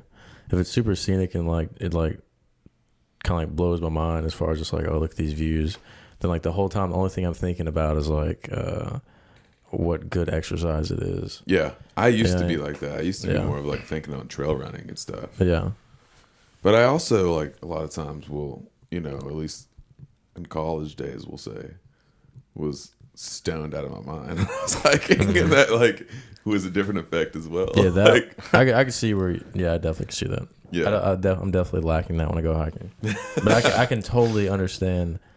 Yeah, I definitely get you. Yeah. No, 100%. But a lot of times, what I also achieve from mindful breathing, like mindfulness meditation style, is the same feeling that I get from the nature. I just got chills because have you ever done what is it called? Oh, it's like a certain type of breathing. It's like fucking. Wait, do you know what Wim Hof is? I was gonna say Wim Hof method. That's literally what I was just about to say. It's like Wim Hof method, but it's got like a name for it. But the one that I did was like a guided Wim Hof. Yeah. And I only did it once because I was like, this shit is kind of powerful. Yeah. And like I said, like going into it, I was like obviously kind of skeptic. I was just like, let's just do it. I'm about to go to bed. I need to relax to some extent. I was like, I enjoy these concepts, and because now after watching this video, it's like I always do like 30 seconds to like a minute of like a cold shower every time I take a shower, which I think feels amazing. But I've done that for times in my life. I've done it for probably like the last like 6 months or something. That's great. Yeah, it's like part of the routine now. But I forget what kind of breathing it was, but basically it was just like lay down flat, breathe in out like 30 reps, and then one big one, hold it a couple seconds. I don't know how long it was, but then it was like exhale, and then bro, you don't have like, he's like, don't breathe, and I didn't breathe for like a minute and a half. Yeah. And then like you just feel like your body just start like fucking tingling and shaking. You feel like your fucking feet just kind of like, yep. you just feel like this. And then I remember because like you're not supposed to open your eyes like the entire time. That's cool. And you do like cycles, or you could call them reps or whatever, of what I just said. So like you breathe in out, all the way out, rest, then that's one. Yeah. And then you do another, and they get longer. And then he was like, okay, we're finished, but don't instantly open your eyes and don't instantly try to walk. Because I remember I opened my eyes and I was just like, what the fuck? Because obviously like I wasn't fucking high, but it was definitely like a different state of mind. Like I opened my eyes and I was just disorienting. Like, I was just like, what the heck? Like everything seemed like there was like no space between like me and my room. Everything looked like it was like right here. Yeah. It was just right here. And then I was like grounded. It grounded you. I guess grounded to me wouldn't be like that definition, because I guess it's however you look at being like grounded. Sure. But I was just like, there's like no space. Like you were like right here. Yeah. Everything was like right here, and that's only because I was in my room. If I would have went outside, I would have got a different perspective. But I didn't do that because it was late at night. But I was just laying there, and I was like, fuck this shit, I ain't no bitch. I was like, I'm gonna get up. So then I got up, and I was like, I shouldn't have got up. And so I'm just sitting there like, I'm like, ooh. But it lasted like that for a good little minute. I remember I stood up and I literally just stood there for like, probably a solid like 60 seconds or something. Yeah. So probably like a solid minute. I was just sitting there just like, no noise in my room, just standing, just chilling, just. But it was strange. Like that, those breathing methods, they're strange. They can really achieve a lot. That smoke inhalation can also mask the effects of. They really, really can, man. I've never tried anything like that. I know meditation's great though. Anytime I'm like, I feel like meditation will instantly take away like any stress I feel. Like I can do it and just instantly just feel it like leave my body. It's crazy. Dude, so I feel like it makes my mind work different in patterns. And like what struck me is you said something about like that's powerful. I agree. Sometimes I think the reason I'll go so long without yoga and meditation is because I don't want to shake up all the shit that's in my life because it's comfortable. But I know sometimes it's like power giving. And it's like if I keep really getting in that pattern, my soul won't have any choice but to kind of knock through all that stuff. But like there's turbulence with all that. Sometimes I just get so comfortable that I'm like, I'm just going to stay right here. And I'm not saying that's healthy. I'm just saying that's what it is sometimes for me. I feel like if I get out of that pattern of what I know is better self-help, it's because it's like me denying myself of that almost. Yeah, I mean, it's definitely, I feel like, easy to just like get caught up in comfortability too. Yeah. Like it's like that old chant song, just so easy to sit back down. Yeah. And I feel like, to a lot of people that don't look into those kind of things, like, they do just live very, like, whatever's comfortable. You know, 'cause sometimes people, will like stay in situations even if it's not necessarily good for them, just because like People do not know the power they have. yeah, exactly. Like they'll Or do, it's already ingrained in them. Like they were born Broken. Like they were born empowered, so that they don't really like their whole family's powerful. You know what I mean? Like not powerful, like you're a fucking queen. No, I know But what it's you're saying. like, they don't need to look at it like that because they're already doing it naturally. Kind of like when people come to you and they're like, "How do you write a song?" Right. You know what I mean? Like, I don't know how to write it. Can you teach me step by step? It's like, nah, bro, it's in my blood. You know what I mean? Like, You kind of just gotta hope the hard knocks in life lead you that way if that's what you want. yeah. And so, Dude, like, it's for like them, wait for things to fall in place. Set an intention and live your life towards that intention. And the thing is, like, you can't help it. Your compass will bring you there through various interactions, mm-hmm. Like, if they really wanted to write songs for 20 years before they asked you that, Mm-hmm. they'd probably have a song out by now, Mm-hmm. But if they'd just gotten interested, it's so hard to see because, like, if you just freshly found an intention, that is so abstract yeah. Mm-hmm. to someone that has never done it. Yeah. It's just like, how do you do it? And you're like, Mm-hmm. if it's meant to be, it will be. Like, it is like that. Yeah. Yeah, that seems to be like sometimes I feel like that's like the musician way too. It's like obscurity. Cause like Caution to the wind. I feel like sometimes you'll ask people too, like if somebody's like doing some stuff and you'll ask them like what's going on, they'll be like, it's just happening. You're kind of like, what? That's all I can say sometimes, man. I guess I get it. It's kind of just Yeah. like, well, That's really how I feel a lot. What's hard about it is like, you don't know. There's so much. It is an encompassment of insecurity about its future. Unless you just choose to believe in yourself and not try to seek. It's like, I feel like a lot of it is within you. And like everything manifests from that, from the product. Like if you're the product, if your art's the product, if you're trying to go somewhere with that, I feel like what's hard for me is I'll get so caught up in not creating more product and just be like, where do I go from this? I feel like back to me. I feel like just have to go. It just brings you right back to yourself. yeah, I feel like Wes and I was having a conversation like sort of similar on the way here. So we were talking about like I don't know, I can't remember now. It's something about like Well, I was talking about how I feel like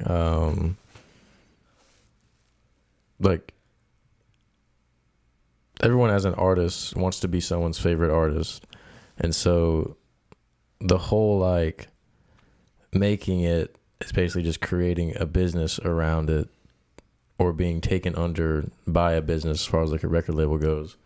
And it's like the process of making that happen is so wishy-washy because like people don't know what they're gonna like until they hear it.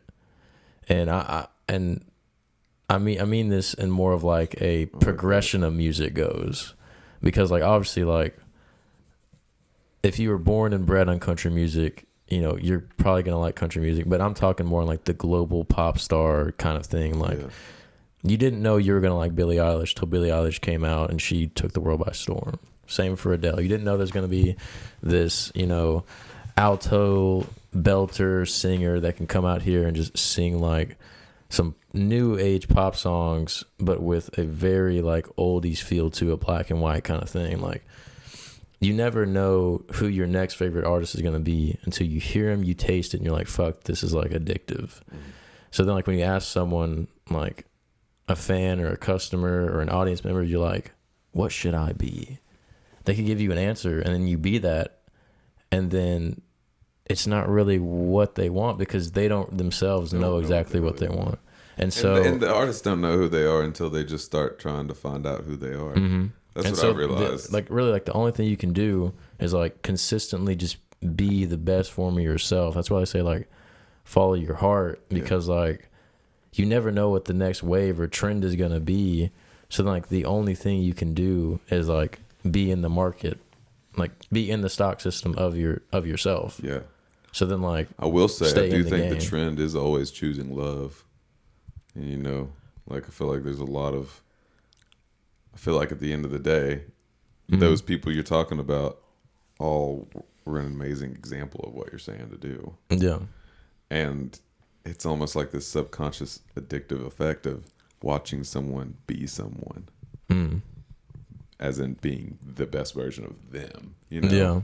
creating that while simultaneously finding it. Yeah. Like, you know what I mean? And then they watch that, and it's like they vicariously feel that, and that's why they throw money at it. Because they're like, survive, please. Trying to figure out how you do that. Yeah. You know? That's an interesting perspective on it, too. Well, I mean, you know, someone like a lot of people's interest is because they just like to picture themselves in that. A lot of times, not always, but like, I'm trying to think.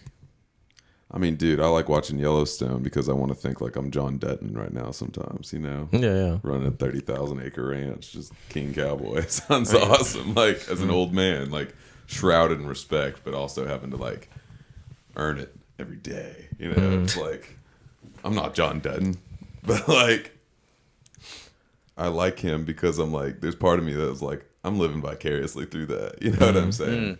I guess a lot of those people get, especially just like when they break through a certain ceiling, as far as like how much money they make, how many people enjoy their music. Like, there's definitely sort of like, I like their stuff, but then I also want to be them. You know what's interesting is like finding out where to go in all this. A lot of times it's like Kanye West song, "Everything I'm Not, Maybe Everything I Am," is like rings so true to me, because what pushes me towards light is always running into the darkness. And then it's like, there's the perspective to know what I don't need. And then I look around and I re-audit my lens of reality. And then whether it's people and their intentions, and all of a sudden I'm like, now it's also clear. Like, I'll get clarity from the bad stuff to find the good stuff. Yeah. Like, even if it's just the sole objective of like going where I feel like the best version of me is going to be welcomed and celebrated. And I think the best version, and to me, my moral compass says the best version of me is going to be someone that does the exact same, that treats someone the way I want to be treated. And so it's just like, you go towards the light, you know? I feel like, too, once you get... I feel like this is an example of that, to be honest. How so? It's just, I think, therefore I am, in a way. Like, what we are talking about, what is being captured right now. It's like meta as fuck right now. Like, I'm like crystal balling the sun room I'm in, and I'm just like, wow, this is it in real time, present. Like, even like, you know, down to the, like, that's a personal take on me, like realizing what I've been kind of like navigating, learning how to navigate these new waters I just dove into. Yeah. And then it's just like, you know, certain things reaffirm others, you know. And that's why it's like, it's reaffirming to me to just keep being true to you, keep doing your thing. Don't get jaded. You know what I mean? Because y'all are a good example of that to me. Y'all, as far as I've known you guys, y'all just been doing your thing. You know what I'm saying? I appreciate that. I mean it. And so it's just I'm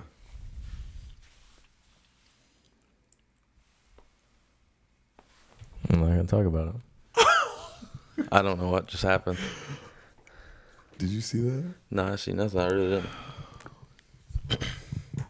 You really didn't see it? That's all. But Wild. Anyways, yeah, just spreading some love about like everything we're talking about. To me is like this in real action. So I don't know when it cut off, but what I was trying to say was, so last night I was hanging out with those guys that set up shop, and they were doing like a random house show in someone's backyard. That was also like a big driveway. But the reason why I kind of want to talk about it is because you were talking about how, like you and your girl, like she was gonna start doing like the copper wire on like the jewels and stuff, and it's like I feel like that idea is dope, but then it's like it's only dope if so like it's like 50% this, 50% this. It's 50% cool to do it, but then like what takes it over the edge is if people start actually buying it. Oh yeah. You know what I mean? Because then it's like, oh cool, I did it, I love to do it, but then also like part of why I love to do it is because I think other people might love it as well. 100%. And so talking to the guys last night, like they have a booking agent, they have a manager, like they're touring and stuff, and it was cool seeing them because like we're all doing it, but then like they're doing it like just a little bit more. You know what I mean? Like everyone's got their own journey and stuff, but like they are doing it just a smidge more. Absolutely, you can't take away that that's somewhere you want to be. Yeah, that's all.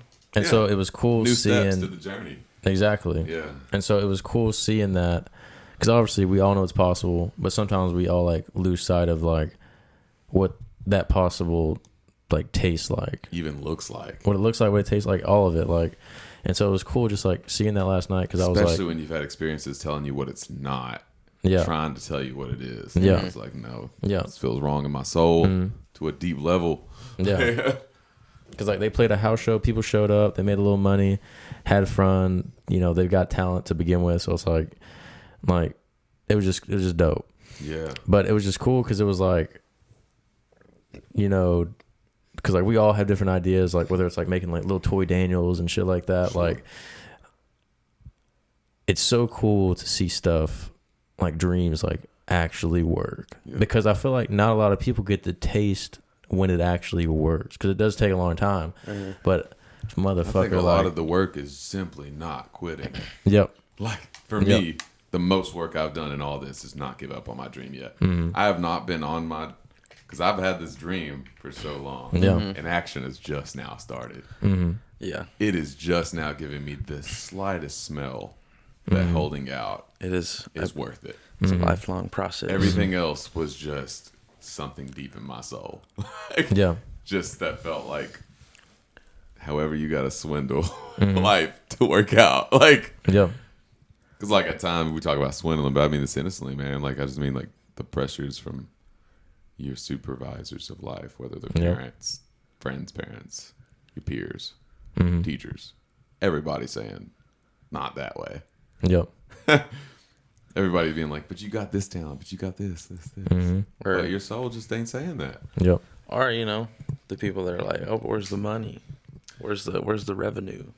Oh yeah, that's a lot of it. And I do think there's a good intention behind a lot of that. I didn't when I was younger. I just rebelled harder and saw it as mean in some ways. I mean, the intention's good. It's just kind of one of those things where it's like, if you understood, you wouldn't ask that question, because you would know that we're gunning for that. But sometimes you can't focus on that. Right.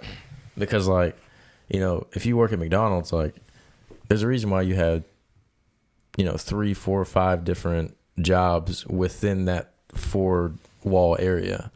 But it's like when you're doing this by yourself, it's like you have like 8 different hats. And so sometimes you gotta worry about money, but sometimes you gotta worry about just showing the fuck up. Dude. Sometimes you just gotta get out of your own head. And then sometimes that's the hard thing. And sometimes you gotta practice and something. You know what I mean? Like you're a singer, you're a manager, you're a booking agent, you're a fucking, you know, porn star. You're your fan club. Like you know you're what I own mean? fan Like club. you're your own fan club. Yeah, you're your own roadie. You're your own. That's what I'm everything. saying. But coming back to what I was saying, like every little taste that you get of that dream coming to fruition is just like so fulfilling. Even if it's just 0.2 of a second, then you're like, you just get that 1 second of just like, oh, this is what it's gonna be, and you're like, and then you're just like, of course I want this to be not just 1 second, but one lifetime. Like I want it the whole time. Yes. And I feel like unless you've tasted that, you can't even really like put it on this conversation. Like hands down, like I don't even want to talk to you. You know what I mean? Because it's like you don't know what I've tasted. You just don't even. You just don't understand, and it's okay. As long as you just fuck off and let me live my life. Fuck off, man. Fuck off, man. Fuck off, man. The reason we keep saying that is because I have this guy that messages me a lot, and he might even watch this video, but he messages me like daily, like, "Hey, what you doing? What's up?" He'll text me late at night and be like, doesn't text me. He messages me on Messenger. He does not have my number. Never will. Yeah. But he was like, "You busting nut yet?" Bro, he said it to me 4 or 5 times. I think the funniest thing about it is that he's been messaging Wes for like 3 years. Oh shit. Well, he hasn't been. That's almost enough. I mean, but like the first 2 years is probably like once a year kind of thing. But like now it's like, just funny that like he's been thinking about it since 2018. Yeah. But he'll hit me with, "You busting nut yet? Let me suck your big dick." Dude. Or one time he was like, "Let me suck your big dick. I heard it was big." And I'm like, "Bro, who are you talking to? Like, who are you hearing this from? The hair leader? Like, what subscription you got? You know what I mean? Like, Oh, that's some good circular comedy right there. That's good circular I love circular comedy. I feel like that's like a That's technique. the king of comedy. Yeah, that's a technique you gotta have. Oh, yeah. Yeah, I mean, The bringing greats. it- Yep. That's their thing. Yep. But yeah, that's why we keep saying fuck off, man. Because that's what I was talking about when you were like, people keep messaging me and you got to be kind of rude to him. And I was like, yeah, I was just on that last night. Because he probably FaceTimed me twice in a row. Not FaceTime, but he tried to video call me on Facebook Messenger like twice in a row. I was doing something. I was on my phone. Like, I don't know. I was like replying to DMs or something. And message me, try to FaceTime, message me, video call or whatever. And then I was just like, because I haven't messaged him in 6 months. Like, actually, I've never messaged him. Let me say that. And it's always just been like one-sided. And so then I was like, hey man, fuck off. And so it's like you see like nothing from me for like the entirety, and then all you see is just fuck off, man. Yeah. And then I was like, if you fucking message me again, motherfucker, like you're fucking like you're blocked for life. Dude, see, and that's so much, like, I'm going to eventually have to, I guess, get into that, man.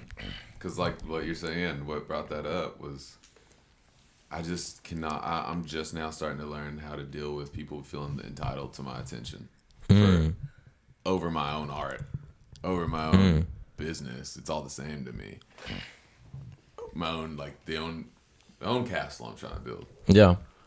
And it's just crazy, man. Like, my nicest thing I can do is try to ignore them, and then they think I'm an asshole for that. You know, it's unpretentious if I'm ignoring them. Like, you know what I mean? And it's just like, why do I have to be the one to end this unhealthy thing that has been initiated towards me? Like, Yeah, I get you. I hate that shit, man. Yeah, I feel like you definitely have probably dealt with that more than me and Cody, because we definitely are not like bluegrass country or any of that. Right. So I feel like everyone locally is looking at us like, I don't even know how to approach that. Man, fuck you know what I them mean? for that. Like, fuck anybody. No, that- I like it because I don't want motherfuckers messaging me like No, they're yeah. messaging you. You know what I mean? Facts. So Facts. that's No, the problem. I I get don't that. want. You know what I mean? I would say that. Facts. But it's flattering. But it's definitely flattering. Facts. And dude, the thing is, like, what pissed me off about all this is like they just think they got me figured out because they saw me at a few shows, but they don't know that I was making beats and putting out lo-fi rap for 5-6 years I before feel like that. I feel like I can And relate. they don't to know you. the stories of why I'm playing music. They Exactly. don't want to fucking know. Yeah. That's the thing. Yeah. They don't. Yeah. How are you gonna want to put your name on my business and not know who the fuck I am, and not even take time, not even see what my ideas are? Just, I got this idea for you. Yeah. You better answer my call. You better call me back. Yeah. Like, It's like, nah, I'm good. fucks with me. Yeah. Yeah. At first, it was I needed a taste of what you're talking about. That taste of why we do this, and I got it this weekend. I played for Center College on like a pop up Ooh. private booking. Dude, it was sick. Nothing but love. Yeah. Good money in my pocket. It Yeah. was dope, Nice. and nothing but respect. It was literally like what I've not been dealing with. Like, I was having this dude work with me. This guy I thought was like kind of the same shit with me musically, and then Have you told me the story? No, oh maybe. I don't know. I ain't gonna name drop. You know, I just ain't gonna do that. But I'll just Or was say it someone I've met? I don't know. Maybe. Oh, okay. I don't know. I just know that, you know, people that you think like could be like really like giving back and like you help Yeah. each other, and then like all of a sudden they're trying to fuck your girl. You know what I'm saying? Oh shit. Oh, Yeah, exactly. This was definitely new. This is probably this is Oh, definitely yeah, new you shit. heard it, yeah. But my thing is like the best thing I can do is say fuck you on this camera. I hope they see it. Shoot is gonna fit. That's all. Just give him a And, good. and 3, then 2, 1. fuck you, motherfucker. and then we'll just keep on balling and Yeah. going our way. Yeah. I used to have an ego that used to want to fight and like make a scene back. And like, oh, you want to charge? I used to have that ego about me. I used to have that chip. It's the best thing I've ever done is start to be way more passive. I feel like I've That's always. just ammo. If someone wants a rise out of you, bro, they're just wanting to get a rise out of you. Like, I feel like I've always been super passive. I hate confrontation. yeah. Oh, I hate it too. But there used to be an ego part of me that just felt like that's what was supposed to be the right I get you. I get you. You're supposed to fight for what you believe in. right. You're supposed to stand up for your shit. But then I realized walking away is the best fight Yeah. move. It just Yeah. A lot of times it's like that's like the best thing you can do. And also it's like I feel like no has to kill the question. Yeah. You know? If But also I if feel no like- I doesn't feel kill the like- question in your action, they'll keep the questions will never stop. I feel like there's a lot of situations where like walking away, like, just makes the other person look dumb anyway. Well, and hopefully it makes them force self-reflection. Exactly, that too. And if this person had reached out to me and not all my other friends that got back to me and said that they felt guilty to me, I would consider it. Yeah. But I've gotten no word, and all I've heard is other people being like, yeah, this person's digging to see what you're thinking about all this. So what do we think? Fuck you. Exactly, bro. Yeah, I definitely pick and choose my battles because I do think there's a time and place for being passive. And there's a time and place for being direct. Because I feel like you get a different reaction out of someone if you're like you look them like dead in their eyes and you say what's up. You know what I mean? 100%. And it's especially like it is case by case. Yeah, definitely for sure. Because I definitely am a lot less, or I'm a lot more passive when it comes to things that aren't music. But when it comes to music, I'm like, you know, I don't know, there's something different. There's a lot that I like about Russ as a public figure in music. Mm-hmm. And I just remember his earlier interviews, and like one of the things he said, he's like, just because I'm new and people didn't know my name, they thought they could do their job shitty. And he's like, and he's saying in this interview, he's like, don't make me, I'm the performer. I need the energy to be right. Don't make me come in there and you can't fucking run sound. Like, you told me sound's provided. Yep. Like, don't fucking make my job go down no matter how good I do. Like, you know what I mean? Just do your fucking job if that's your job. And like, and I feel like that's some shit I've definitely said. Yeah. I can understand being direct in that kind of time because there's no time. The show must go on. Oh, like, yeah, sure. Yeah. Definitely showed up to some places and you definitely don't get what you're offered. Yeah.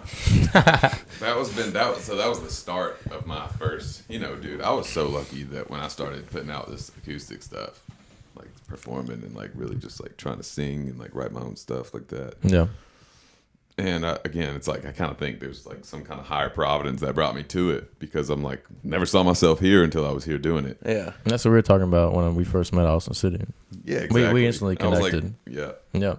And so that being said, I was so blessed to not have a single sting for like 6 months in this shit. Not one sting, bro. It was just all fucking rolling. And it was enough to make me be like, the future's bright as hell. Yeah. And that first knock, that first sting, that first bite from somebody not just screwing you over. That really started my train. And then all of a sudden I realized I was just seeing in like golden light everything around me because all of a sudden that happened and it just was truth telling about a lot of the stuff around me. That's what brought me to realizing that motherfucker that we just said fuck you to. All of that stuff. It's just crazy how like one string of bad can like really kind of show you what's saying where the snakes are in the grass. Yeah. And you see one mushroom, you're gonna see 10. You know what I mean? All of a sudden you see a shroom in the yard and you're like, oh, there's another one. Another. Same with snakes, man. You see a snake, they ain't alone. I see what you're saying. That's what I'm saying. Like, you know the signs now. Yes. Yeah. Learning. Yeah, because I feel like having good intention has always been something that I think just always needs to be there. Because I feel like whenever like I meet something, I feel like meet like someone like they always kind of know what I'm on. Yeah. Like I'm trying to do it, and I'm not gonna fuck anybody over, but we're gonna get it done. You know what I mean? One of the biggest things that inspires me about you is I've never watched you just go up to someone and like show face or glad hand. Yeah. I love that. Yeah. I know you know, because like you pointedly don't do that. Like I know that, and that's like that's powerful, bro. People won't like you because they're just intimidated that you know what you want. You know, I mean that was the thing for me again, kind of on this shit. It's like I just thought everybody was actually nice at first. Like I was. Well, I mean, if you're at the Twisted Cork, everybody is nice. Cork is home. That's home court. Cork. Home court. It is home court. Yeah. No, the Cork is great. That is. And that When's the next time you're playing there? I don't have a date right now. You don't? I haven't. Yeah, you got a message for her. Yeah, I was taking all this month off actually. That show was that Saturday was booked 2 days before because they hit me up and I was like, yeah, that sounds fun. But I got. And for anyone that doesn't know, the Twisted Cork is like a venue in Lexington that we've all played at and we all like to play. Oh yeah, yeah, it's our home away from home. It really is. Shout out Mama Sue, Prentice, Whitney. Oh, Greg, Coleman, All of them. All of them. But you said you're taking this month off. Yeah, I was taking this month off kind of because all that stuff was so overwhelming, and it kept being one after the other. And then I was just like, I don't want to go headhunt shows right now. And I'm actually at the point where I had that Burl show. I don't know if y'all saw that. Yep. But I got like really good content from that. I had that like that cool photo shoot done. Yep. I've now got like 10 different venues under my belt since I started. Then I've got the stuff now that I can create like an actual good EPK. So my thing is, I was like stressed out talking to my girl. We went on a little trip camping to the beach and kind of get away from all that stuff, family passing and all this stuff. And I was just like, I'm just overwhelmed. And we kind of talked, and we decided I was like, well, you know what? I'm just not gonna book anything through May. I got this festival at the end of May, that Memorial Day one. Yep. And what I'm gonna do is get an EPK together, design my first line of merch, and I can get away from this bullshit little circle I keep running into. Come hang with us. Well, of course that. I mean, trust me, bro. This is even another freeing extension. Like I didn't even, this is it's crazy. Some things are blessings. I feel like you've always been there. You know what I mean? But it's almost kind of like we take each other for granted because we know that, like, I know you're gonna be good. I know I'm gonna be good. Facts. So then, like, we're not like worried. Like, oh, he needs to be over here. You know what I mean? But 100%. Yeah, definitely. And I just realized, like, I can just start booking myself in different cities, different venues. There's definitely going to be a new group of people, a new group of ears. Like, if I see them once, and then get, like, another one, and then, like, 10 shows down the road, maybe a rotation. All of a sudden, I'm not just, like, stuck with some bullshit. You know what I mean? All of a sudden, I'm not stuck with people that I'm, like, you fake. You know what I mean? Like, all of a sudden, I'm not stuck with that. Yeah. Yeah, we've been working on expanding and getting a rotation. Because we want something that we can essentially automate. So then, like, because how I see it is like, don't want to go back to a normal job. Yeah. But the quickest way to make money through music is gigs. Right. Because streaming, that can come down the road exponentially. Oh, yeah. Or anything online. I feel like that's like almost like, to me, that's like taking your returns through gigging past surviving. Yep. And then reinvesting that for what could be a compounding interest. Exactly. And that's exactly what we're doing. Because whether it's like TikTok, Instagram, or like YouTube, or even this right here, like, we have faith that if we do it, and TikTok's already doing its thing. I mean, Facts. we got him 2.5 weeks. We got him to 11K on TikTok, but then also almost 1 million views on just the views from the TikToks. I mean, you gotta have good idea, you gotta have good talent, but you gotta have the drive to follow through. Yeah, and we'll show you some of those videos here like afterwards because they're fucking funny. They're funny and the talent's there. Yeah, but yeah, we just want something that like can be automated, and then we can actually focus on what actually builds a career long term and reaches more people. It's just, internet presence. Yeah, just really doing it. You know what I mean? Like, and TikTok right now is fucking insane. Yeah, TikTok is like TikTok's insane. The path. Yeah. See, and this was my first time. I did only internet presence before I started playing these shows in Kentucky. Mm-hmm. That was my only presence as an artist, and I needed to foster and learn what physical presence was, and even like what that is. I feel like once you feel both, I feel like you get really fulfilled. That's what. Because if you're only doing one, you feel like, I'm missing something. You keep thinking, I need to work on that. Yeah. And I'm just now getting to that cusp where I'm like, again, I don't have that level that we're talking about with those bands that you're talking about yet. Yeah. But I do have enough that I think now I can start putting some back eggs into like fostering my internet presence. Yeah. And then those just start kind of feeding each other. Yeah, I feel like that'll lead to that next level. I feel like that's one if thing. You got any questions, I mean, definitely, like, we'd love to help. Yeah. Because you got your own style. It'd be cool to everyone collectively, me, Cody. See, my thing is my style is an ever-changing style. Like, that's the only thing I know about myself is as soon as I feel like people are starting to peg me down, I change because that's just something about me. I don't know. Or just wherever you want to go. That's what I feel like. That's kind of what it is. Whatever for box, me. whatever but what box pushes you try me and where give I want us. to go a lot is the feeling that I'm like, I ain't just this, cuz. That's like how I feel a lot of times. Like, oh, y'all think I'm just this? Okay, watch. Yeah. That's what I think blending it would be super fulfilling for you. Oh yeah. You know what I mean? 100%. I mean, man, I really want to do, like, my whole dream in music, who really got me ever started in music, past my dad having a background in this music that I've really been into. But like what got me into music and thinking like I am my own artist was Kid Cudi when I was growing up. Yeah. He was just the dude. And I just remember, and Mac Miller and Wiz. That was like, for me, 2009, I was 14 years old, you know? And those guys all rose to prominence that year. And I just remember thinking like, you know, that's what I'm so geared towards still, like in terms of artistry, like Kid Cudi, you know, it's just, you don't know what the hell he's going to be like because he's Martian Man, you know what I mean? And I just feel like, I don't know, I'm just saying this out of nowhere, but I really, really, really want to do a song or a mixtape or something with Kid Cudi one day. Like, what I was thinking, man, I mean, if I'm already giving myself away, so be it. But I thought this is like a funny approach. Was like, just go full in on this like vibe that people just seem to think I should fit the bill on. So it's like you play all the rules so you can break them all type thing.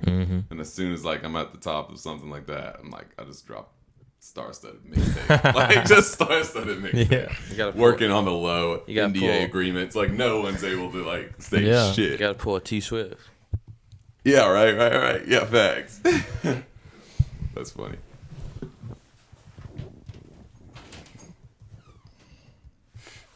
But it's all right, man. It's all gonna be all right. He scares me. I'm just kidding. I'm scared. I'm scared. Please come get me, Mom. I'm scared. Yo, this guy scares me. But I feel like I hope he doesn't even see this till he's looking at it later. also another cool thing I think is from what we were talking about earlier was like having like the physical and the online presence. It's like I feel like it's something that that in a low point kept me and Wes going, where especially like during COVID, you know, everything shut down. Right. Like, it kind of all went to shit for a little while, but like there's just something there's something so magical to like just seeing other human beings and like interacting with them. And it's like, you know, for a while we were strictly online just because like there wasn't really anybody booking, we were able to play out, so it's like, you know, we were just like an online presence. And then it almost starts to feel like you are like a ghost or something, you know, at that point. 'Cause it's like you're seeing the same set of people, and the only thing you're doing is stuff for people to see on a screen. But like there is something so like just fulfilling about doing that, but then also seeing that happen in real time in people's faces, you know? So it's like, that's when like we literally were just like at the house one night, and Wes is just like, let's just go to the court. It's like 11 o'clock at night. He's like, let's just go to the court and see what's going on. And so we literally just went there on a whim, and then we spent every day for like the next like week and a half there just watching shows, figuring out, you know, who's playing, where they're playing, you know, what they're up to. But it's just like getting back into contact with people like face to face, and not just like over a screen. Something about that's so like man, when I was in Nashville, I don't mean to cut you off, bro. Oh, you're good. It's just like this is just great shit to share, you know, like especially like, you know, if people gravitate towards this at all, they're gonna see such a real picture into being an artist and how human that is. Like in some respects, people back home when I moved to Nashville thought I was just like already living some wild ass life, and in many moments I was at times, but like there was some massively lonely moments, incredibly like alone, to where I remember one of the ways I absolved my loneliness for a time I would get on the Christmas Lo-Fi 24/7 live videos that are on YouTube, and I would just start chatting with who the fuck ever could chat back with me. That's how lonely I was. Like, because the people in my circle down there, not really there for me. I mean, that's the thing. Like, you gotta get on Omegle. Huh? I said you gotta get on Omegle. Find me on there.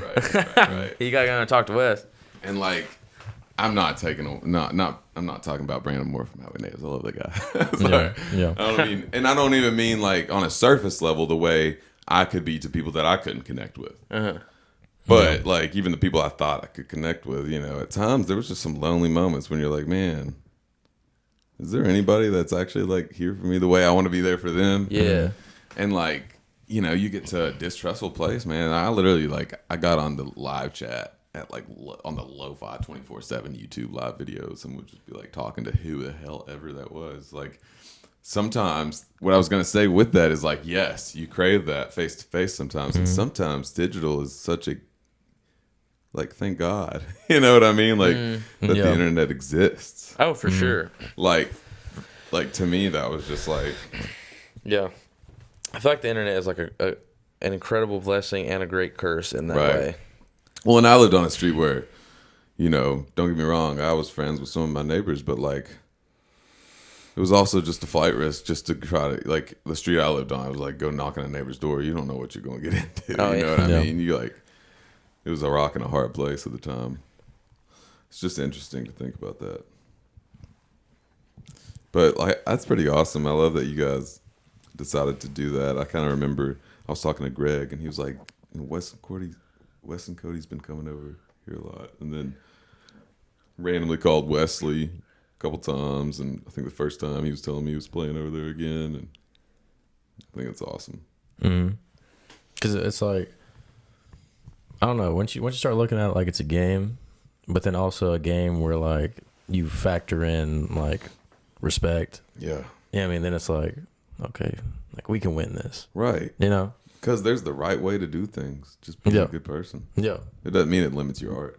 But like, ain't nobody gonna get mad that I show up to the same couple venues every weekend and I talk to the bands when they get off. You know what I mean? No, you know what I mean? Like, many are gonna be flattered. Yeah, like, but that's playing the game and being determined. You know what I mean? But some people might not look at it like that. I would respect someone doing that. Yeah, you know, to me, that's like you got drive. Like, and Brother Smith has my favorite song by them is called "How Far to Go." Dope local Kentucky band. I don't even want to call people local. You know, I feel like we limit people saying local sometimes. Yeah, but as a musician, it's like I see what you're saying, but as like an audience member, you're like, they're local. Yeah, absolutely. You're right. You're right. Yeah, to give perspective, they are in Kentucky. But dude, they got a song that's like and it goes like, sometimes I'll admit sometimes I worry that I've make it. I'm trying to remember the exact words. Basically, the finishing line is, "There's just no way to know how far to go," and it's like sometimes I worry that I can that I'm so far gone to make it, just can't make it back. And like sometimes I feel that on this game. Like you're like, there's no quitting once you started at some point when you've gone far enough. That's kind of how I feel about it. You already put so much into it, you know? Well, it's like, what can you, I don't think you can handle the low of giving up. You know, that's, or just getting out. I just mean, yeah, that's what I mean. Like, if, let's say I just quit, like, then I quit on myself. That's kind of how I feel. Like, and like, I remember being a kid, microcosms of doing that. And I'm just like, no, never again, whether it was like certain sports or something like that. And I didn't understand what that would like feel like as I grew up. You know, there's just things I'd quit as a kid that I'm like, I look back and I'm like, man, I just quit on myself is what I did in that moment. You know, and like music, amazing thing is your legs ain't going to give out on you. Your voice can, and then you can be an instrumentalist. You know what I mean? Music is like, you can always find a new avenue. Yeah, I always thought that if my voice ever went out, I would become like lead guitarist to a T. And like right now, like Cody knows, I've like, or songwriter. I mean, that's the thing. If you're already experienced and you know the game, and you got your, I probably wouldn't be a songwriter though. I just mean like there's so many avenues for you to survive. That's all I mean. It's funny because and Cody knows I have like no drive to be like a lead guitarist. Yeah. But I probably have never said it. But if my voice ever went out, I would hands down try and be the best guitar player like of all time. Which is like super random because like right now I'm like all about just like having a good catchy vocal melody. Facts. And then like a loop pedal on like guitar. Yeah. But yeah, if my voice ever went like was shot, I would definitely try and be like the greatest guitar player that to ever live. Like that's I love that. Well, it's because like I love the thrill of being able to like command an audience, and then like so the next best thing after the lead singer is the lead guitarist, and so I would totally just like I would start a rock band, like that's just how it would be. But I don't plan on that happening in this lifetime or the next. It's interesting to know. Hey, the more you know. And I would probably go to management route. So I would love to be like if for whatever reason like God himself came down and was like, Wes, I rip you of all your musical abilities, and like for some reason I just like didn't have any, then I would 100% try and be like the next Scooter Braun. Yeah. Like I would. Agent style, like Rich Paul. Like because I feel like I have a little bit of like that in me that's like innate, of like some entourage shit. Yeah. Mark Wahlberg, bro, he inspires me. Yeah. He Why? does. Why Because Mark he's Wahlberg? like, He does go he's a hella very hard. inspiring business figure. Yeah, Like, he in terms also of is like art insane. and That man goes hard. recruitment. He gets up at like people 3:45 believing. a.m. No, man, that's what I'm saying. Like What time does he go to bed though? I don't know, but like I just 6 or not, 7. I just know he gets up at You 3. see, but I mean, like you still getting like I think- solid hours. But of for sleep, him, though. he said So it's like- because for him, he said he wakes up so early because him waking up there, he's already ahead of everybody else that has to work from that day. Like, Yeah, you know what I but mean? it's It just also kind of like- makes sure that he's like in the lead of Mark Wahlberg, I think, with as many hands that are on Mark Wahlberg. well, because it's like It might just be perception versus reality. Well, say every day I go to bed at 12, but I wake up at 6. But he goes to bed at 8 or 9, but wakes up at 3. Who's sleeping less? Because the person that sleeps less is going to be statistically they have more work time. So then it's like, okay, you got up earlier, but you But went your to mind sleep, has to be sleep productive earlier. and functional too. Yeah, but it's still like, okay, so if you sleep 6 to 7 hours, as long as you sleep that 6 to 7 hours, it doesn't matter if you're waking up at 3 in the morning or not. Yeah, It just matters if are you productive and are you productive for a long time. right, So then like when people are like, oh, he wakes up at 3 or 4, and I'm like, okay, when did he go to bed? right. And then like You know, what and I that's mean? also probably just a story that came out for something that got some money once. He's a human, and so And he he probably definitely has probably- he way def- more irregularity Oh, than okay, that. yeah, probably. than what- That's like, you But know, he you get definitely on probably men's does, health and though. they're like their workout routine to get to 300 abs. Like, Yeah. you know what I mean? Yeah. It's like, okay, and they took some tests and some Winstrol and some. But it's like sometimes I go to bed at 4 and I wake up at 10. You know what I mean? But does that make me not a hard worker? You know what I mean? Sure. 'Cause- Bro, 'cause shit, I I work sleep until I go to long. It's sleep. just one of my things I need. Yeah. And like my thing is like, shit, we don't know when we're leaving this earth anyway. Yeah. Sometimes that helps me sleep less. Sometimes that makes me want to sleep longer. Like, you know, it's what? just. we're on a rock and we're just floating through like a bunch of nothing. So it's like whatever, bro. I know. Bro, and that is, again, like, that's what's awesome. You know, I feel like you need to constantly think about how important everything is and the unimportance of it all I don't know. I think that's incredible. to do this. I saw a video about that where somebody was mentioning that, and I was like, I think that's like the greatest thing ever, though, is knowing that like we're literally just like suspended in space. It doesn't even make any sense to think about it. Like you can't even comprehend it. So it's like, why not just do In whatever you some want? respects, everything's already happened. Yeah. So And it's yet, like, in some respects, all you have so is it's like, choice. I feel it's like I feel like I would equate that to like I compare that to like the people who are like feel like they have to work like a 9 to 5 all the time and like they have to like do things like a certain way. 'Cause I'm just like, who said you don't have to do Right. anything? It's You're like free, man. it's like we're just humans on a rock. It's like just do whatever you want. Because Yeah. like you can suck at the thing you don't like. You can get fired from the thing you don't like. So like just do the thing you do. Like Says it's the like space cowboy. That's right. But a lot of that becomes even more true as like people find new and like innovative ways to like make money through the internet. for sure. There's so many. My dad watches a YouTube channel where this guy literally just fishes things out of lakes with like those giant magnets. Oh shit. Bro, this is his job. People Dang. watch it. You Yeah. know what I mean? Like it's so random. He probably like- gets like millions of views. yeah, he does, and it's just so random. It's just like you could literally make a living like out of like Dude, the most Marble random thing. Olympics. You all know the Marble Olympics. Olympics. I don't know. Literally, this dude that sets up marbles and people like pay in to like create teams out of the marbles. Oh, and that's he, like, I think there's a guy and that like does- they're sponsored now by like the Late Show. And That's like, incredible. It's like, I think I mean, there's like a- it gets it's a full created I don't- life. I don't know if it's the same guy, but there's definitely other videos I've saw like that, but they're like Hot Wheels, Yeah. and they'll do that. They'll have numbers on them, and you can bet on which one they like set up like a dirt track, like through like a bunch of shit. Yeah, Dude, oh yeah, I've seen those. I love Yeah, those. The yeah, yeah. diecast yeah. series. You know what I also love about the internet, man, is that it has created such a demand for service industry that if you just feel like you're in a pinch, man, and you have an able body and enough of a mind to do something like lawn care.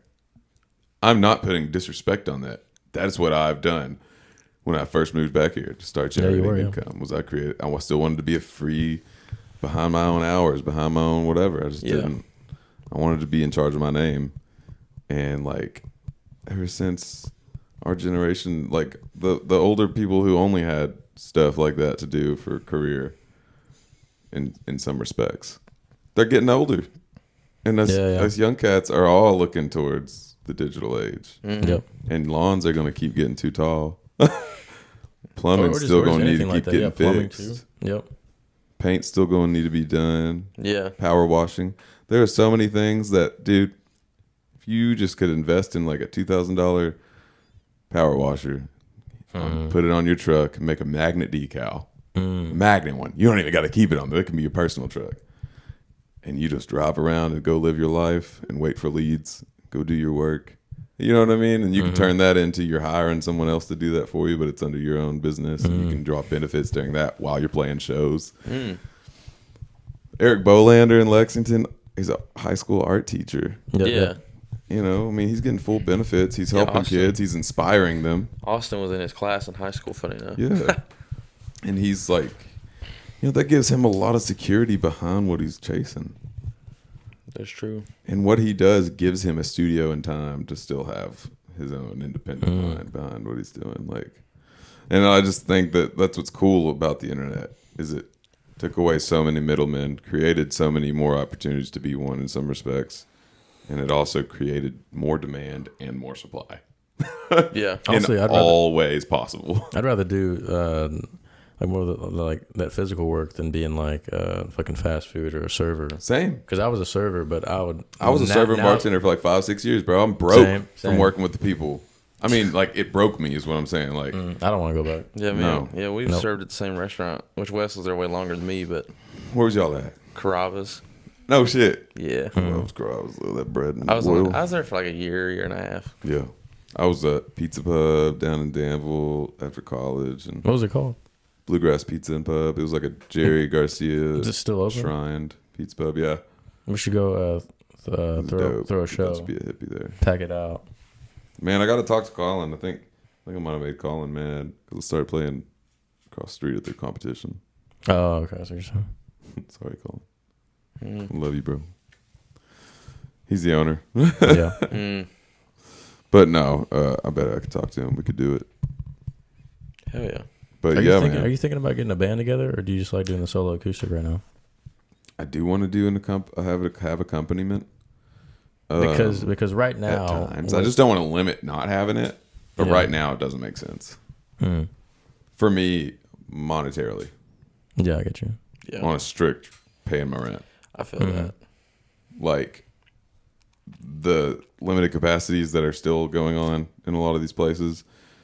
Even if it's door cover, if it's tickets, if it's tips, if it's a guaranteed rate, they can pretty much only pay you the same that they can pay you if you're 3 people or 1 person right now. Yeah. Because of how much money they can expect to get in. Yep. And to make it worth it.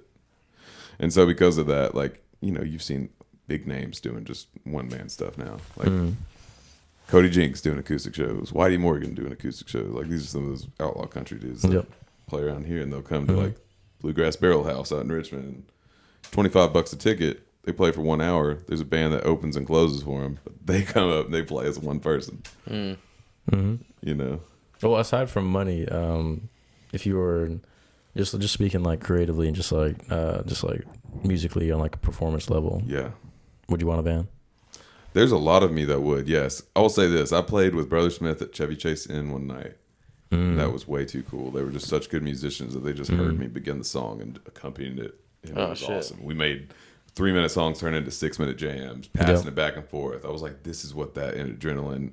It's like a language you can't speak unless you're there doing it. Like in the moment. It's different than practice, you know? I feel that. And it was just so sick, man. So like I'll yearn for that again, bro. But creatively, there's pros and cons. You can do so much more with so many more layers. At the same time, sometimes I know I don't have a good lucrative way of describing my vision other than doing it sometimes.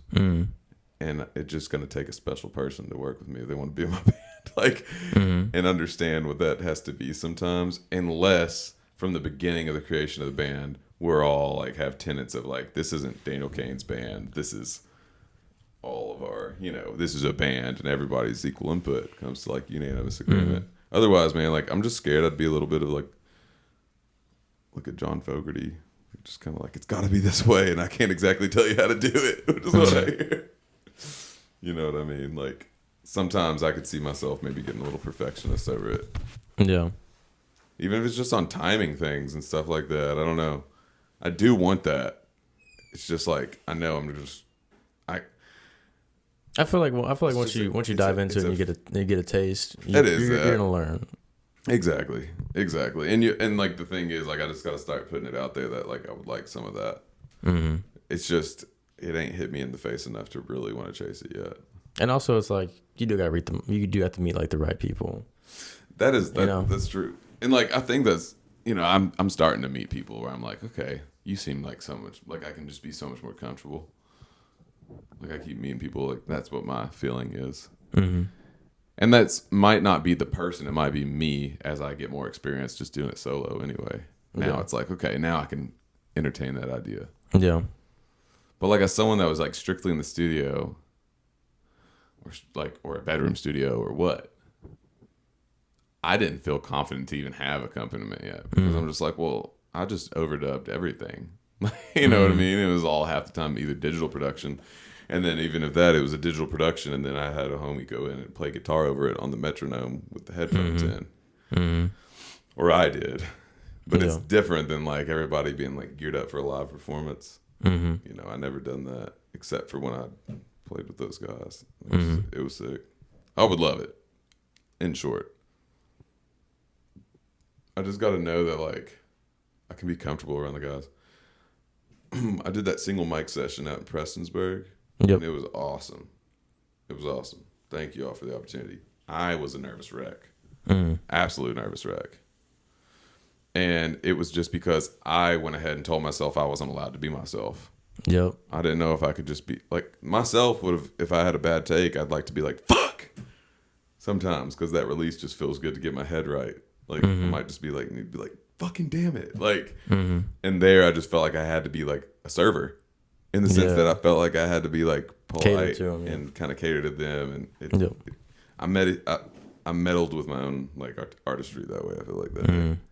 I can hear it by my tone, timbre, whatever was so much higher register. Like I was singing where I'd like to sing like, lay one night.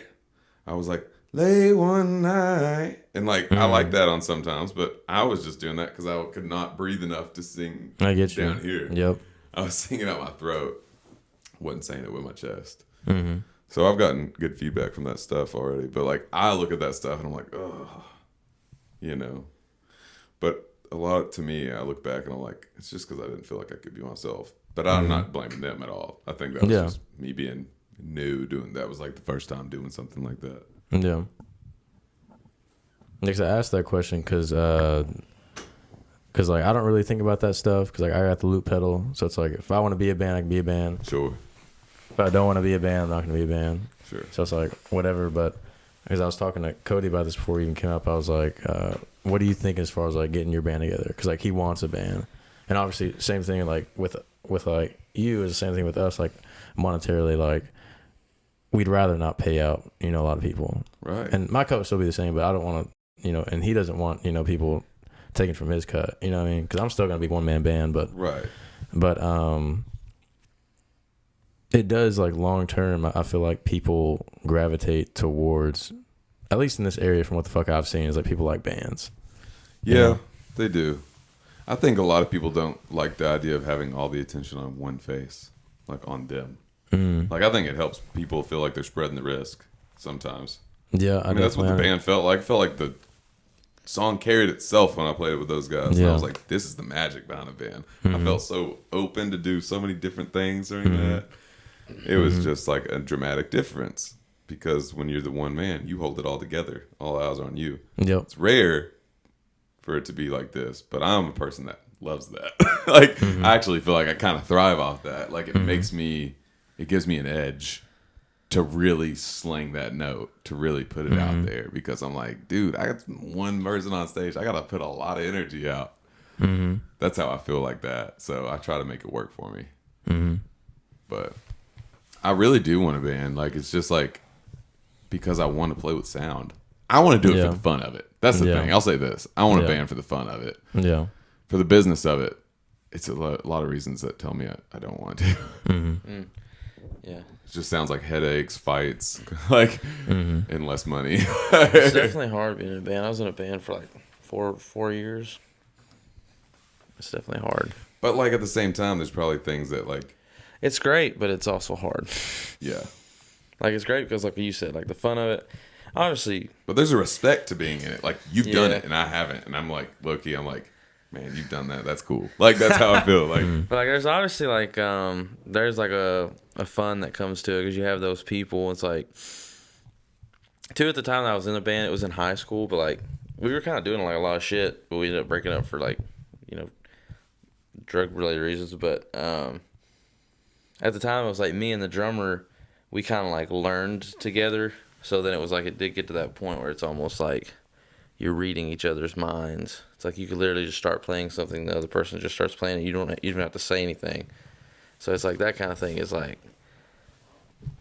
honestly undescribable, and it's like it's a great thing to have. But yeah, as far as like monetary and stuff, it's like it starts to get a little shaky because the more people, it's just the more likely that like money's going to be a problem because money's like a hard thing to deal with anyway. Have trust issues. Like, that's the thing. I just feel like in a lot of ways I have trust issues. Which is like you have some like intentions towards me.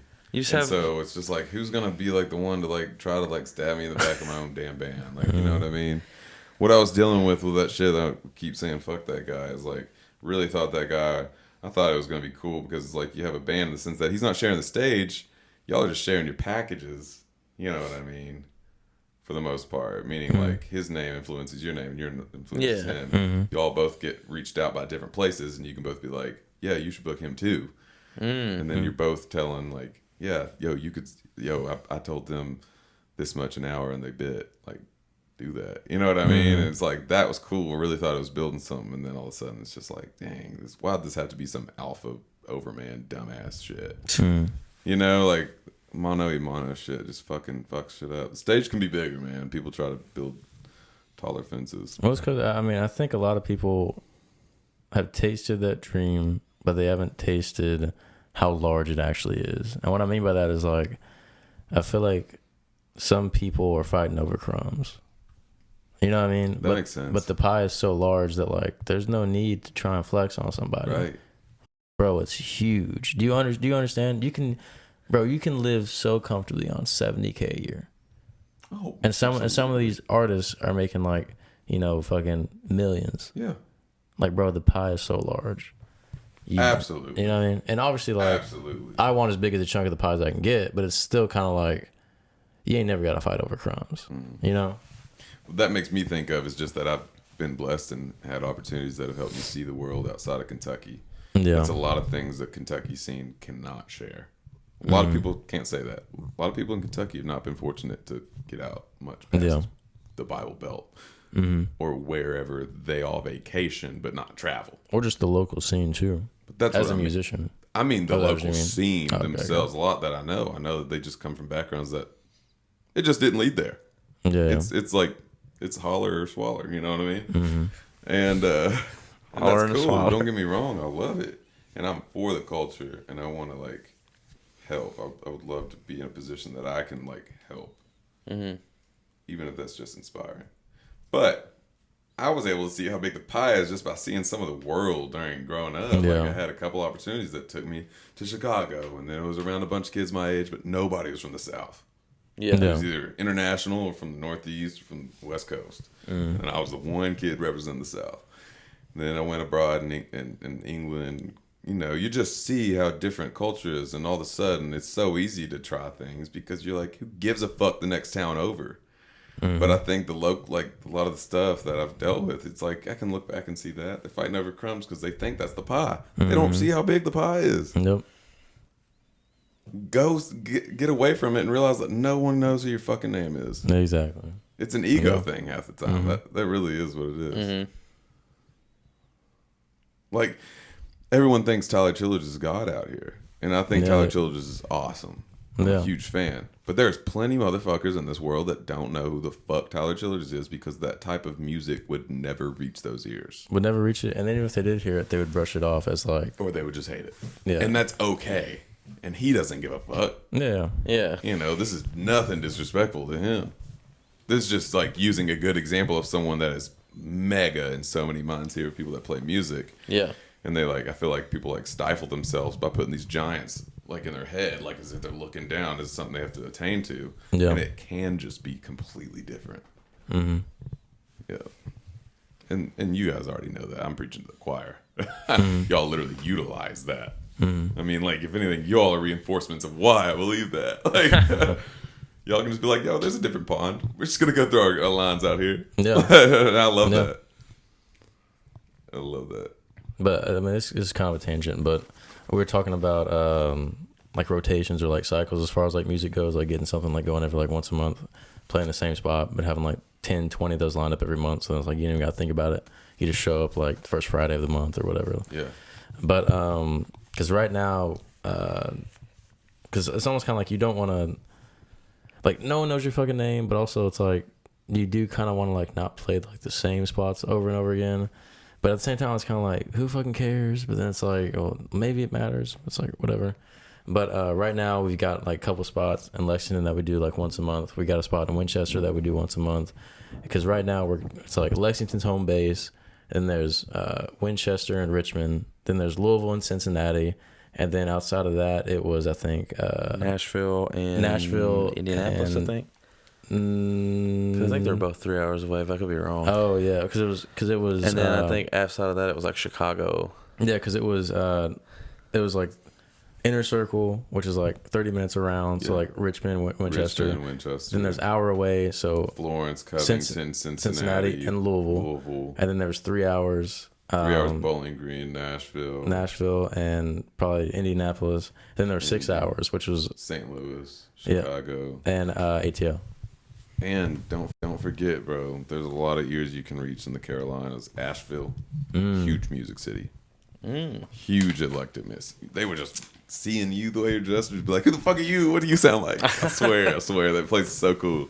The guy I was talking to last night. You guys are gonna think this is.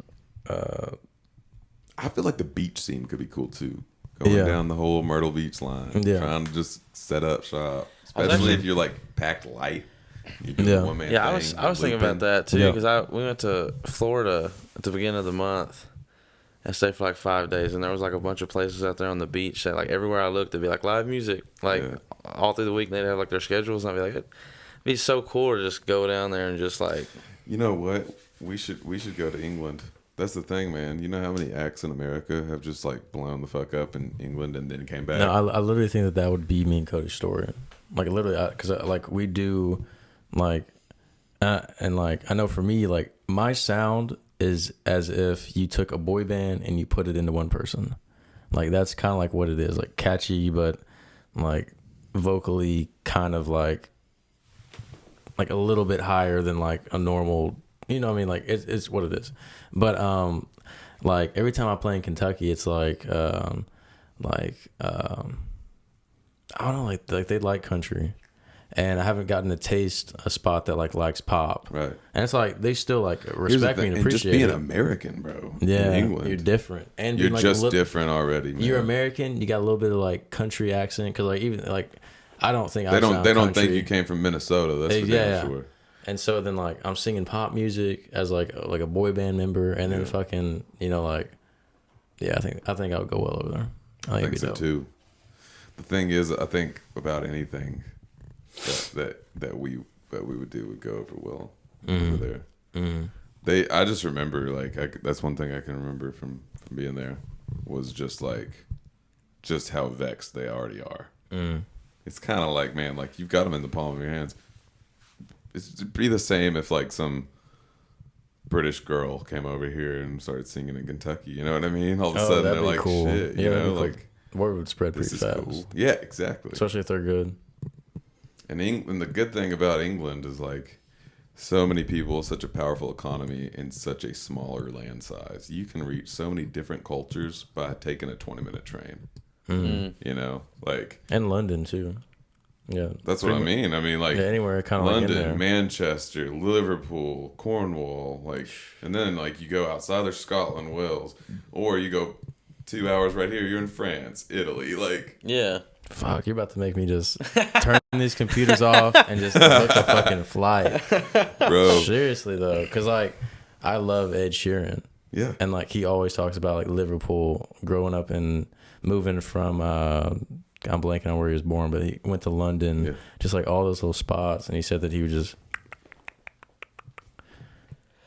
And too, I feel like a lot on of the trains, man. I mean, Yeah. that's the thing. and I feel like busking or just like gigs in general, like I feel like a lot of the videos that I see online of people like crowding for people busking is like overseas. Europe is where Overseas. it's the most.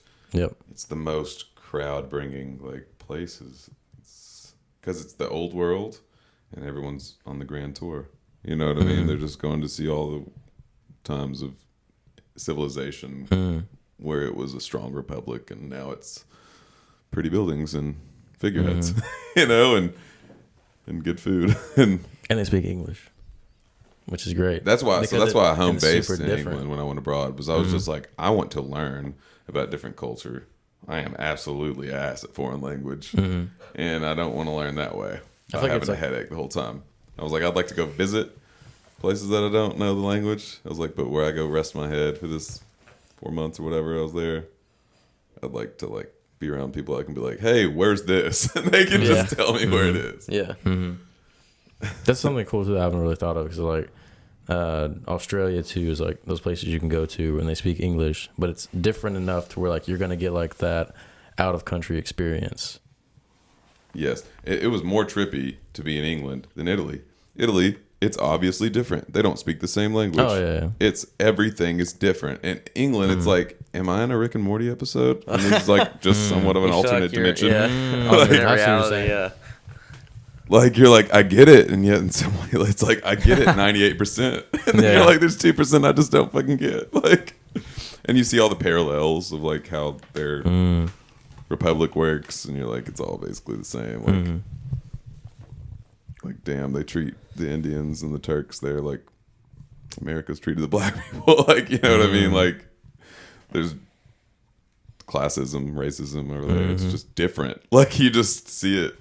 It's always funny, the American like mainstream media narratives that racism doesn't exist anywhere else. Fucking bullshit. Watched it, like, saw it. Like, hard topic, but truth. Yeah.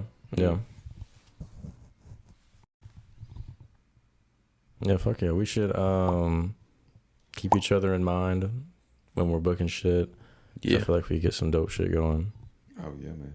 Cause like I said, like we were looking to do like, cause we got like the 30-minute circle, hour-and-a-half circle, 3-hour circle, then 6-hour circle. Cause there's a lot of stuff that's like groundbreaking within like 6 hours. You know, And what's 'Cause great, bro, is there's lines within those circles of shows we could do over a few days. You know what I mean?